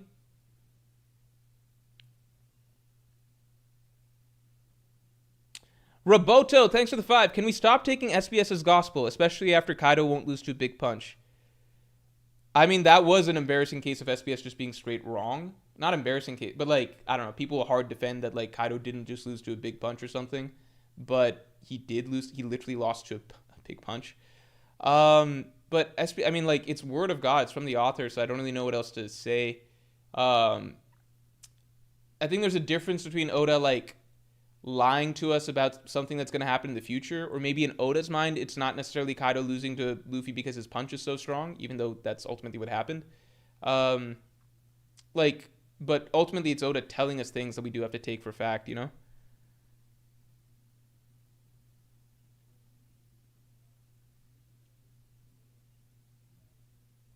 Kaido greater than normal Big Mom, but enraged Big Mom greater than Kaido.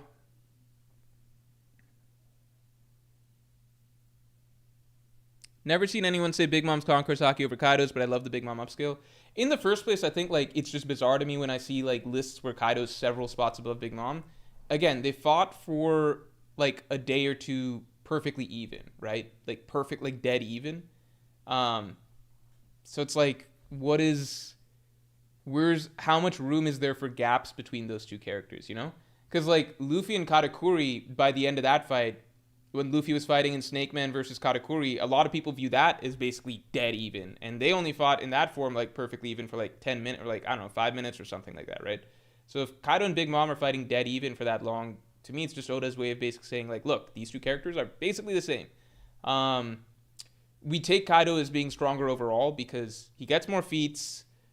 Just generally more feats, and like Big Mom has the Big Mom factor, wherein like she will just fight dumb and do dumb things, and dumb things will happen to her, right? So overall, like if you take their showings against everybody else, it looks like Kaido's clearly better, right?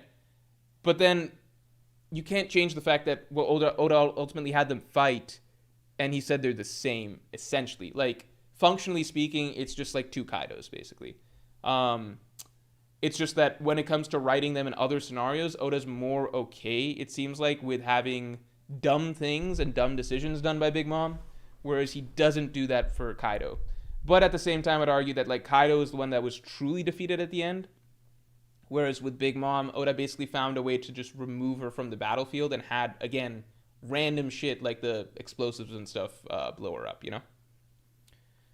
So it's complicated. His portrayal of Big Mom's complicated, but like I scale her strength ultimately by like not like did Kid and Law get her off of Onigashima and blow her up with bombs. I scale her strength basically like, okay, what is it like when she actually fights somebody else that's a top tier in a serious 1v1 that's focused and no outside shenanigans? And it's like, okay, well, she's about equal to Kaido, right?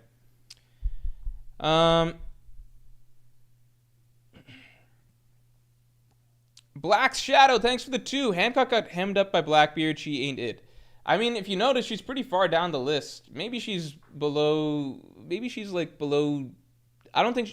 Based on her personality and portrayal, she's not below Doflamingo. That's what I would say. Okay, so we got Venus Jura out of the way. We got Big Mom out of the way. We got Kaido out of the way. Garb's got crazy Conqueror's Haki. Like, I know it was an attack and not pure Conqueror's Haki release or whatever, but I don't think there was anybody in the One Piece community that even realized that something like Galaxy Impact, in terms of that amount of Conqueror's Haki release, was even a thing. Like, like Galaxy Impact genuinely redefined, like it just completely reformatted our perspective on, like, when this came out, it was just like, what the fuck? Nobody even knew that you could do this with Conqueror's Haki. Like, nobody even knew that you could exude this much Conqueror's Haki like that. Like, and just blow up. Like, from this far away, this is just insane. This is just like, how fucking far away is this?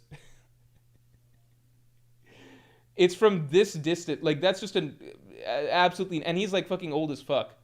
So it's not even close to what he could do in his prime, right? But we're talking about old age. But even old age, just like this much, like it's just there's nothing to really compare it to, right? So I'm gonna go ahead and put Garp here, because that means that the amount of Conqueror's Haki flowing off of his fist is so much that it reaches from like 100 meters up all the way to the earth, right? I'm gonna go ahead and put Garp there.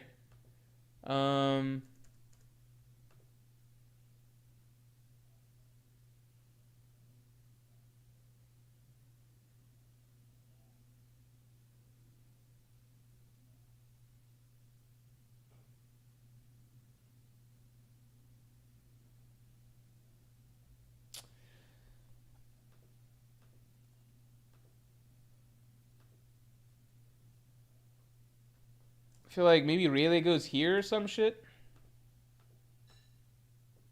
I personally want to put Rayleigh above Sengoku, because Sengoku actually doesn't really have any sort of Conqueror's Haki hype other than like we know he has it. But with Rayleigh, Oda established that like here, let's see, what was the quote exactly? With Rayleigh, Oda like hyped up the fact that Rayleigh could knock out like he's like Rayleigh and Shanks could knock out 100,000 fishmen. To me, that's like at least giving Rayleigh something specific to build up in terms of his Conqueror's Haki. You know, like it's something, like it's a clear statement by the author to make us understand that like Rayleigh is very good at Conqueror's Haki. It doesn't mean that Sengoku can't do that. It's just that there's nothing really that we've never gotten any sort of hints or inclination about how good Sengoku is at Haki. And Sengoku also, I imagine Prime Sengoku obviously very strong. But he also has a fruit too, right? That's a big part of his strength, we would imagine. Because he does have a very strong fruit. Let's see. So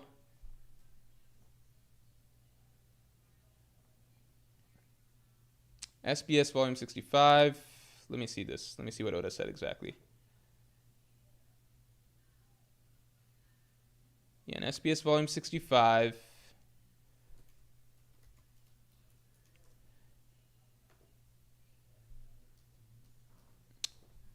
Luffy's Conqueror's Haki was able to affect 50,000 men, but how many would Shanks and the others be able to defeat? In exactly the same place and exact same situation as Luffy, Shanks or Rayleigh may have been capable of knocking out all 100,000.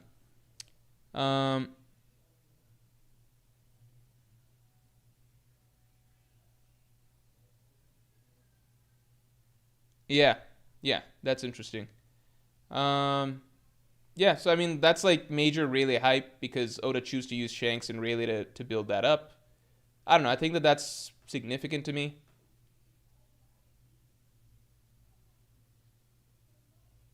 Akash Panda says Rayleigh couldn't KO pre-TS Sachi and Penguin, bro. I don't really know what to say other than like Oda used him as scaling specifically. And the other point is actually Oda even made a note of this, which is like, what do you call? On a related note, as one's proficiency with Hashoku advances, it's even possible to target a few people in the crowd to not knock out. So we can take that as a little example. And then finally, I would just add that like, it's likely that Rayleigh wasn't going all out with Conqueror's Haki right there, right? Because if he was going all out with Conqueror's Haki, he would probably be knocking people out who are outside of the what do you call? Outside of the outside of the auction house. Like Rayleigh's Conqueror's Haki that he uses here is like very, very casual, right? It's extremely casual.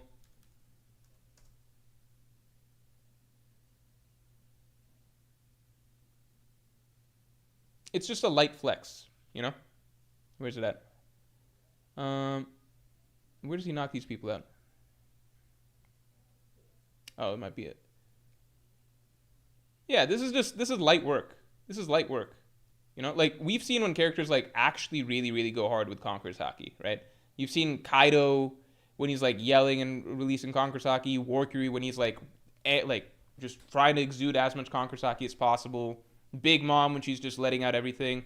This is like Rayleigh's I mean, there's no point even debating it because Oda literally confirms that Rayleigh's Conqueror's Haki is like at least double what Luffy's was at Fishman Island, right? So he compares it Rayleigh and Shanks. I'm gonna put Rayleigh there. Yeah, I mean that's word of God, so there's not much to debate there.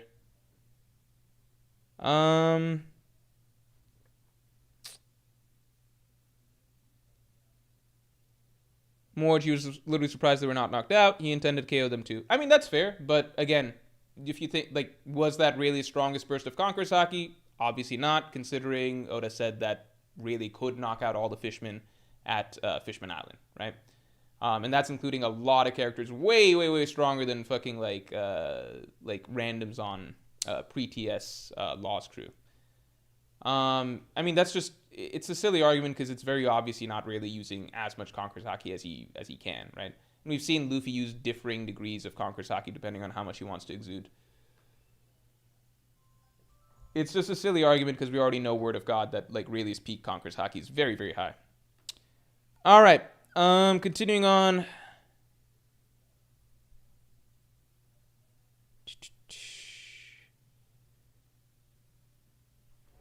What are we at now? So let's put so I put Rayleigh in there. I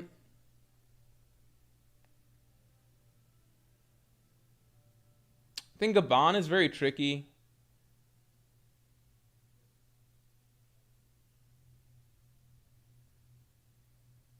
Should I just put Gabon under Rayleigh? The thing with Gabon is I don't think he's shown that much Conquerors. Like, so really the tricky thing with Rayleigh, we've got like word of God basically being that like, yeah, Rayleigh and Shanks, their Conqueror's Haki is really, really high, right? Gabon, he clearly has Conqueror's Haki. It's not clear how strong it is. He's very proficient with using it. I guess out of respect, let me just go ahead and put Gabon here. But I don't know if that feels right. I don't know if Rayleigh and Gabon are as high as I'm putting them. I think actually I might be underrating these. I might be underrating these characters. I think this feels more right. No, I don't know. I don't know. I feel like this group of characters all have like high Conqueror's Haki. This group of characters are like force of nature type Conqueror, like crazy Conqueror's Haki. I feel like this group of characters all probably have really high Conqueror's Haki. And because the tricky thing is, in their primes, I feel like these three characters are higher. But they're not in their primes right now.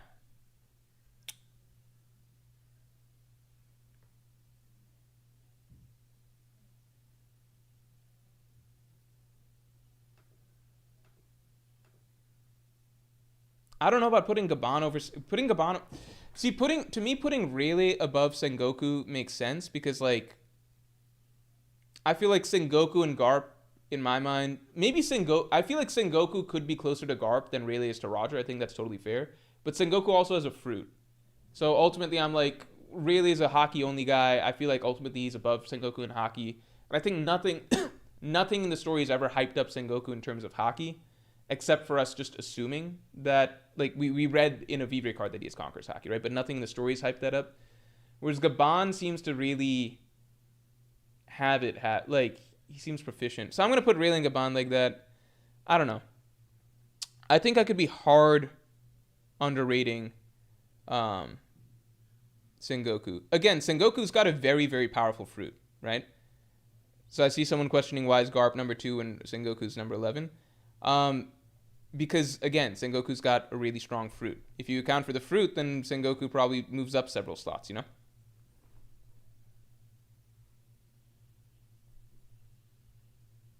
Leo, thanks for the 5. Sengoku reigned over the Navy as Fleet Admiral. He fought Roger, not Rayleigh / Gaban. You can't do that without great Conqueror's Haki. He should at least be greater than Gaban. I'll put him above Gaban. But I don't know anything about him fighting Roger. Roger said at least bring Garp or Sengoku, but that doesn't mean he fought Sengoku. As far as we know, then there'd be stories about Sengoku fighting Roger. The fact that there are no stories about Sengoku fighting Roger either means that it never happened or Sengoku never did that good of a job. Whereas Garp's stories are about him like nearly getting the one up on Roger, right? But I don't think there's anything that implies that Sengoku versus Roger was a regular matchup. And yeah, Sengoku reigned over the Navy as Fleet Admiral, but that's Aokiji was almost the fucking Fleet Admiral, and he doesn't have Conqueror's Haki at all. Like, that doesn't...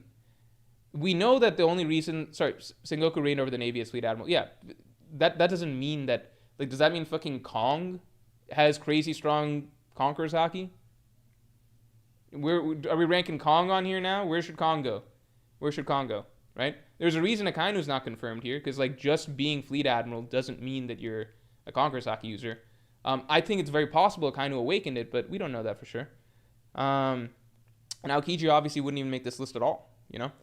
So I'm not giving Sengoku props for that. As it is right now, here, I'll put him above Gaban, but I feel like Sanji fans will be very upset about that. I don't know.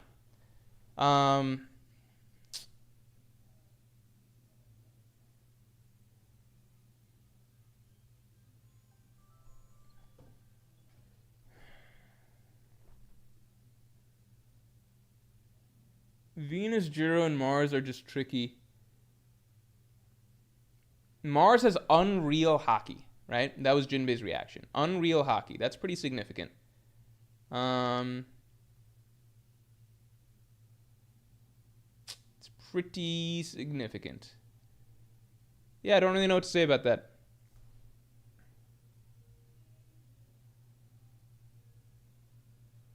Dylan says Rayleigh's over Loki and Kaido and Big Mom on Conquerors. I think in his prime, but I don't think right now. If he was, I think him versus Kizaru would go differently. All right. Let's see what else. Okay. Right now, Luffy in terms of Conqueror's Haki, I think is below these characters, but probably above Loki. I think Luffy was an easy rank for me, actually.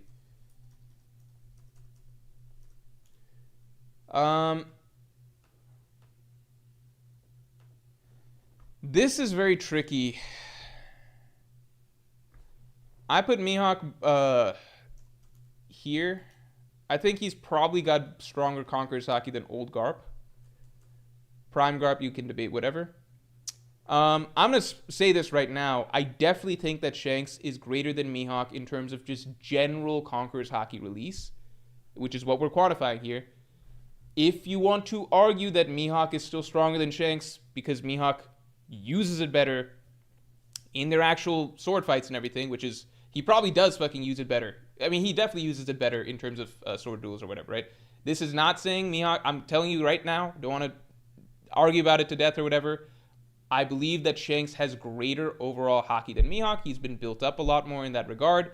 If you believe Mihawk is stronger than Shanks still, that is obviously 100% totally valid and fine.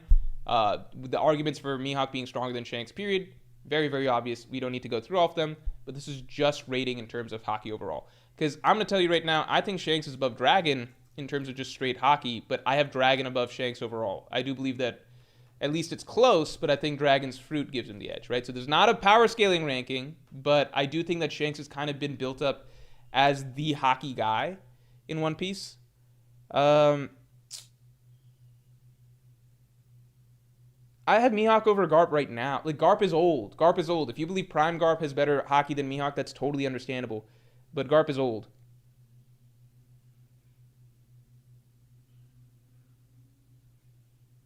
Justine. Okay. And then the last thing I'll say is, I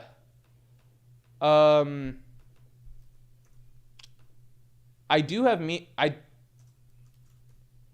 I don't think there's a strong argument for Emu above Shanks in terms of Haki. Just because we got the Joy Boy Haki not scene, and that made Emu shit his pants. And then it was basically raised, a question was raised, was Joy Boy's Haki greater than Shanks's? I can't imagine Emu then having better Haki than Joy Boy / Shanks, right? I imagine Dragon, like, Emu's got, like, some crazy power set. I think Haki is one part of his power set, and Emu has, like, tippy top tier Haki. But I think the bigger thing is his abilities overall. So I put Emu in a tier above, like, Shanks, Dragon, Mihawk, Garp, etc. In terms of strength ranking, I have Dragon above Shanks as well, but that's including his fruit or whatever else he could do. But in terms of pure Conqueror's Haki, I do feel like the moment we got the Shanks Joy Boy comparison, where it was like, we can't tell which is higher, Shanks or Joy Boy, to me that puts Shanks ahead of Emu, at least at the moment. Eric Gelato, thanks for the 2. Why are you so afraid of the Mihawk fans, lol? Because there are very many of them. There are as many Mihawk fans as there are Zoro fans, and Zoro fans are like a solid 40% of One Piece fans. So it's just like you gotta accept that that's what you're dealing with. And like I've said this in plenty of past streams, which is like I think it's perfectly valid to think Mihawk is stronger than Shanks. Like I literally can see that being the case. If that turned out to be the case in One Piece, that wouldn't be surprising to me, right? This is something that, like, I'm open to seeing where Oda goes with it. But in terms of just pure, like, how much Conqueror's Haki do the characters have, just, like, as a quantity, I think Shanks has kind of been built up as that dude in One Piece. At least that's what I've seen so far. But, yeah.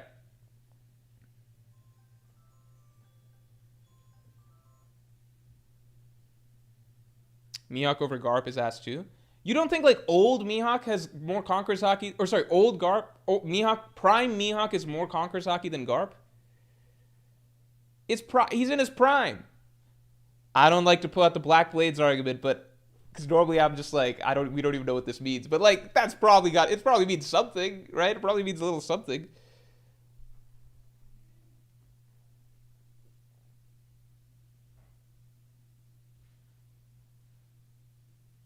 Gabe D. Champ, thanks for the 5. I think Haki can be directed at enemies like the Joy Boy Haki not only knocked out Marines and government. Rayleigh was targeting enemies at the auction. Oh, you think like just generally, and that's why it's like, oh, there was no hostility to it or whatever? That's possible too. I don't know how Joy Boy would have sensed like who his enemies are way in the future, but maybe it's just natural way Haki works or something. Akasha's damn Doflamingo is out of the top 20. Doflamingo is just ass, man, in terms of Conqueror's Haki. Like, he had the most... He doesn't fit a Conqueror's Haki user in terms of like the way he reacts to situations and challenges and other characters in general. So it fits that he never really showed us anything kind of crazy in Conqueror's Haki. I would say this real quick, okay? I would say this. Because I think Emu is obviously going to be OP, but I low-key would not be surprised, based on Emu's reaction to Joy Boy's Haki, I would not be surprised if, like, while Emu has top-tier Haki, I wouldn't be surprised if several other protagonist characters, not just Shanks, but, like, I wouldn't be surprised if a lot of protagonists, like, I wouldn't be surprised if Roger has stronger Haki than Emu, Whitebeard is stronger Haki than Emu, Dragon, like, Ryuma, Mihawk, I don't know, it's getting crazy here, Garp. I wouldn't be surprised if a lot of characters have stronger Haki than Emu. My interpretation of Emu is that, much like with NL, right, the bigger aspect of what makes them so broken, like NL had great observation Haki, obviously, right?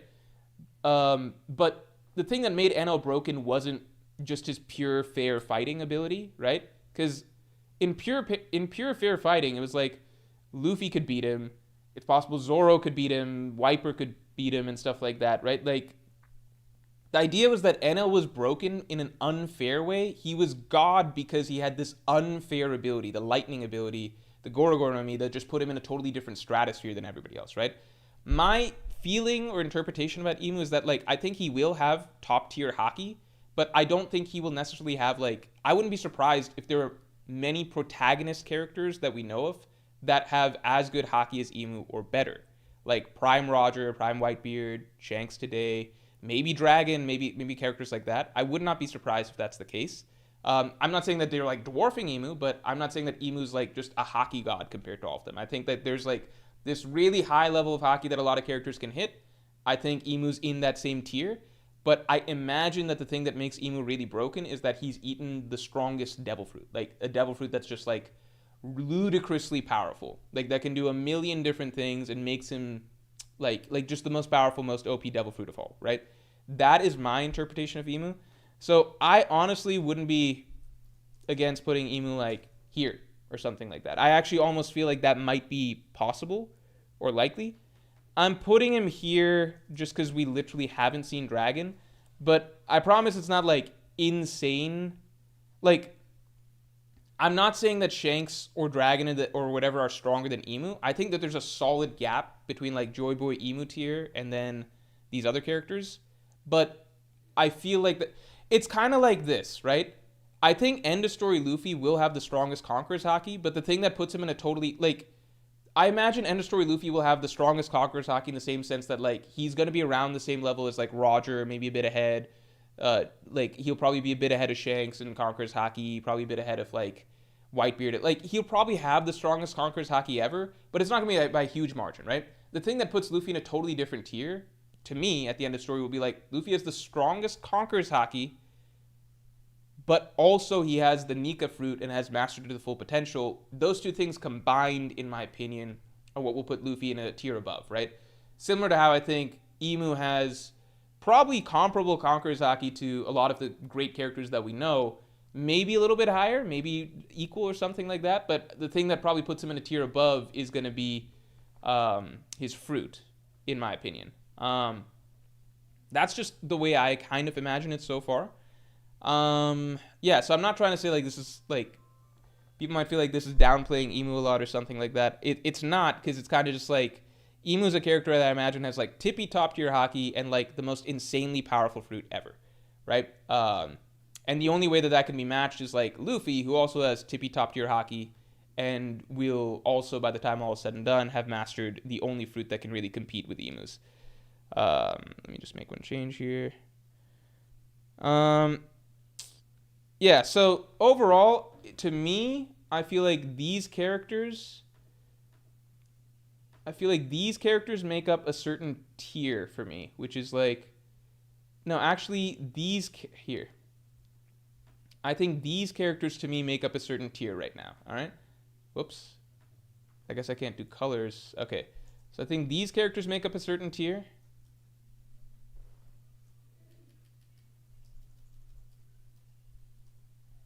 Just go to 6. Okay, there we go. I think these characters make up a certain tier of just like crazy strong Haki. Like this is like basically they're around the top tier of Haki that you can get to in One Piece. Okay, I think here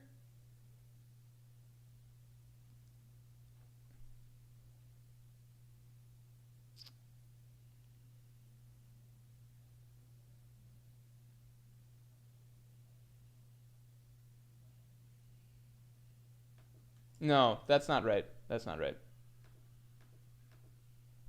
That's not right.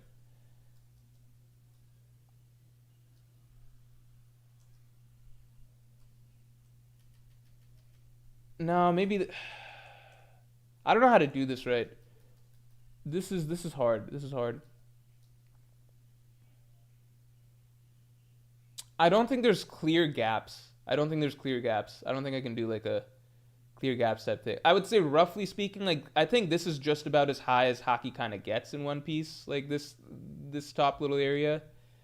I think once you're getting to here, it's like a step below. Like I don't think Kaido had like the best Haki ever, but like it's really high up there. Big Mom, not the best Haki ever, but really high up. Warkiri, really crazy stuff.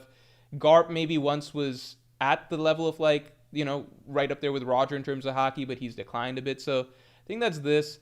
Luffy, I think, really strong Haki, but I think just from the Onigashima battle, he's still not at the level of Kaido, Big Mom, or whatever. He's not releasing Haki on the scale of Warkiri or Garp. So Luffy very high, but I think he's still a step away from like getting to this next range. Loki, just the hype that he's been given so far. I'm hesitant to say that he is higher Conqueror's Haki than Luffy. I think Luffy would also know if Loki had higher Conqueror's Haki than him. Then the Gorosei, honestly, Mars is the one that really got gassed because Mars supposedly had unreal Haki according to Jinbei. And Jinbei is a dude who's seen pretty much anything and everything, right?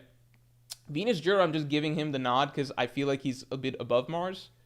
So Venus Jura might be unfair. Maybe Venus Jura hasn't earned a spot here. And then Rayleigh, Oda's gassed him.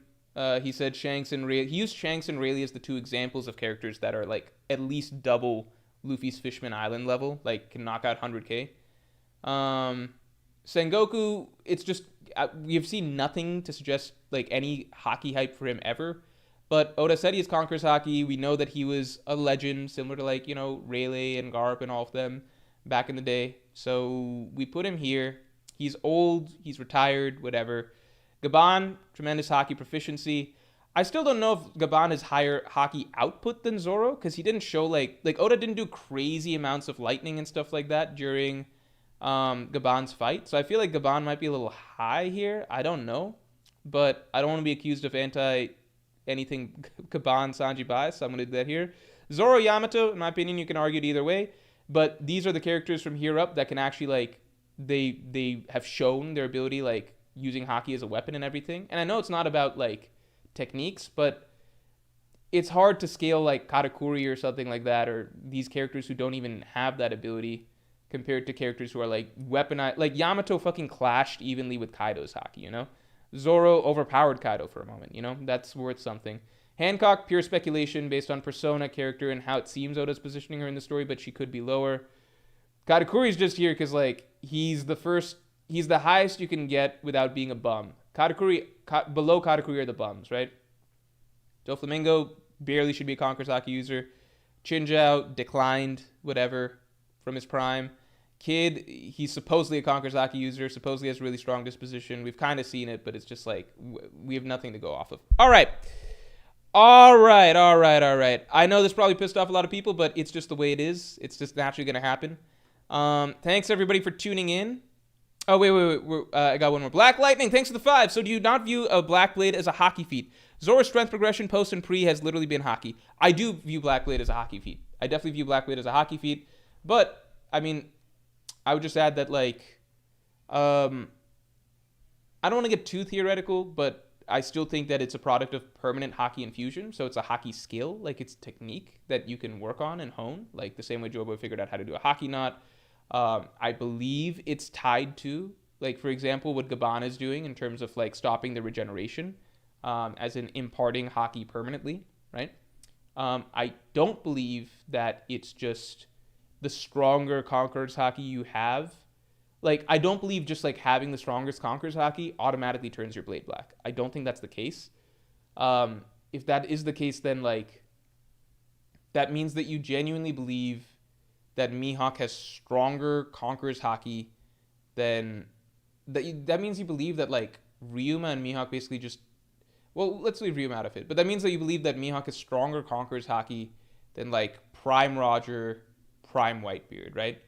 You just think that straight up, like, Mihawk has just better Conqueror's Haki than them, and therefore his blade just turned automatically black. My assumption is that turning your blade black, and this is an assumption, right? So this could be totally wrong. I don't think Mihawk at any point in the story has ever been built up as being stronger than Prime Roger and Prime Whitebeard. The only argument is like, well, he has a black blade and they don't, whereas everything else in the story suggests that they are a level above, right? And that Mihawk is not close to them. So if you're saying black blade puts them above, that's making a ton of assumptions about a black blade and just saying that a black blade is formed by having the strongest Conqueror's Haki. You have to have like a certain level of Conqueror's Haki, and that's what makes a black blade, right? So it takes a lot more assumptions to land on that conclusion than just waiting and seeing like, okay, maybe a black blade requires some focused Haki intensive training or something like that. Or maybe it's a Conqueror's Haki technique, like infusing it, choosing to infuse it permanently with Conqueror's Haki or something. Or maybe it's fucking based on connection with the sword or whatever, right? There's a million other explanations other than just saying black blade is formed by just having the highest level of Haki. That's very random. Like, that's very baseless when you take into account that Roger and Whitebeard are hyped way more in the story in terms of strength overall, being the strongest pirate. Like, Whitebeard has literally got the title of strongest pirate, right? So we know that he's above Mihawk, right? So at a certain point, there's just not really an argument for like Mihawk above Prime Whitebeard and Prime Roger. You have to just choose to decide that a black blade means having strongest Haki, and then go with that assumption when that's not something the story's told us at all, right?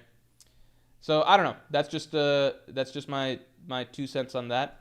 I don't know the alternate explanations for black blade, but like I don't think it makes sense to just decide that it means something the story definitely has not told us that it means, and then just run with that explanation. Especially when there's a mountain of evidence to the contrary. All right, everybody. We are going to call it there. Thank you, everybody, for tuning in. This was a fun stream. Yeah, and we'll find out a bit more about Conqueror's Haki, hopefully, over the course of Elbaf that's being teased so far. And yeah, with that, I will talk to you all later.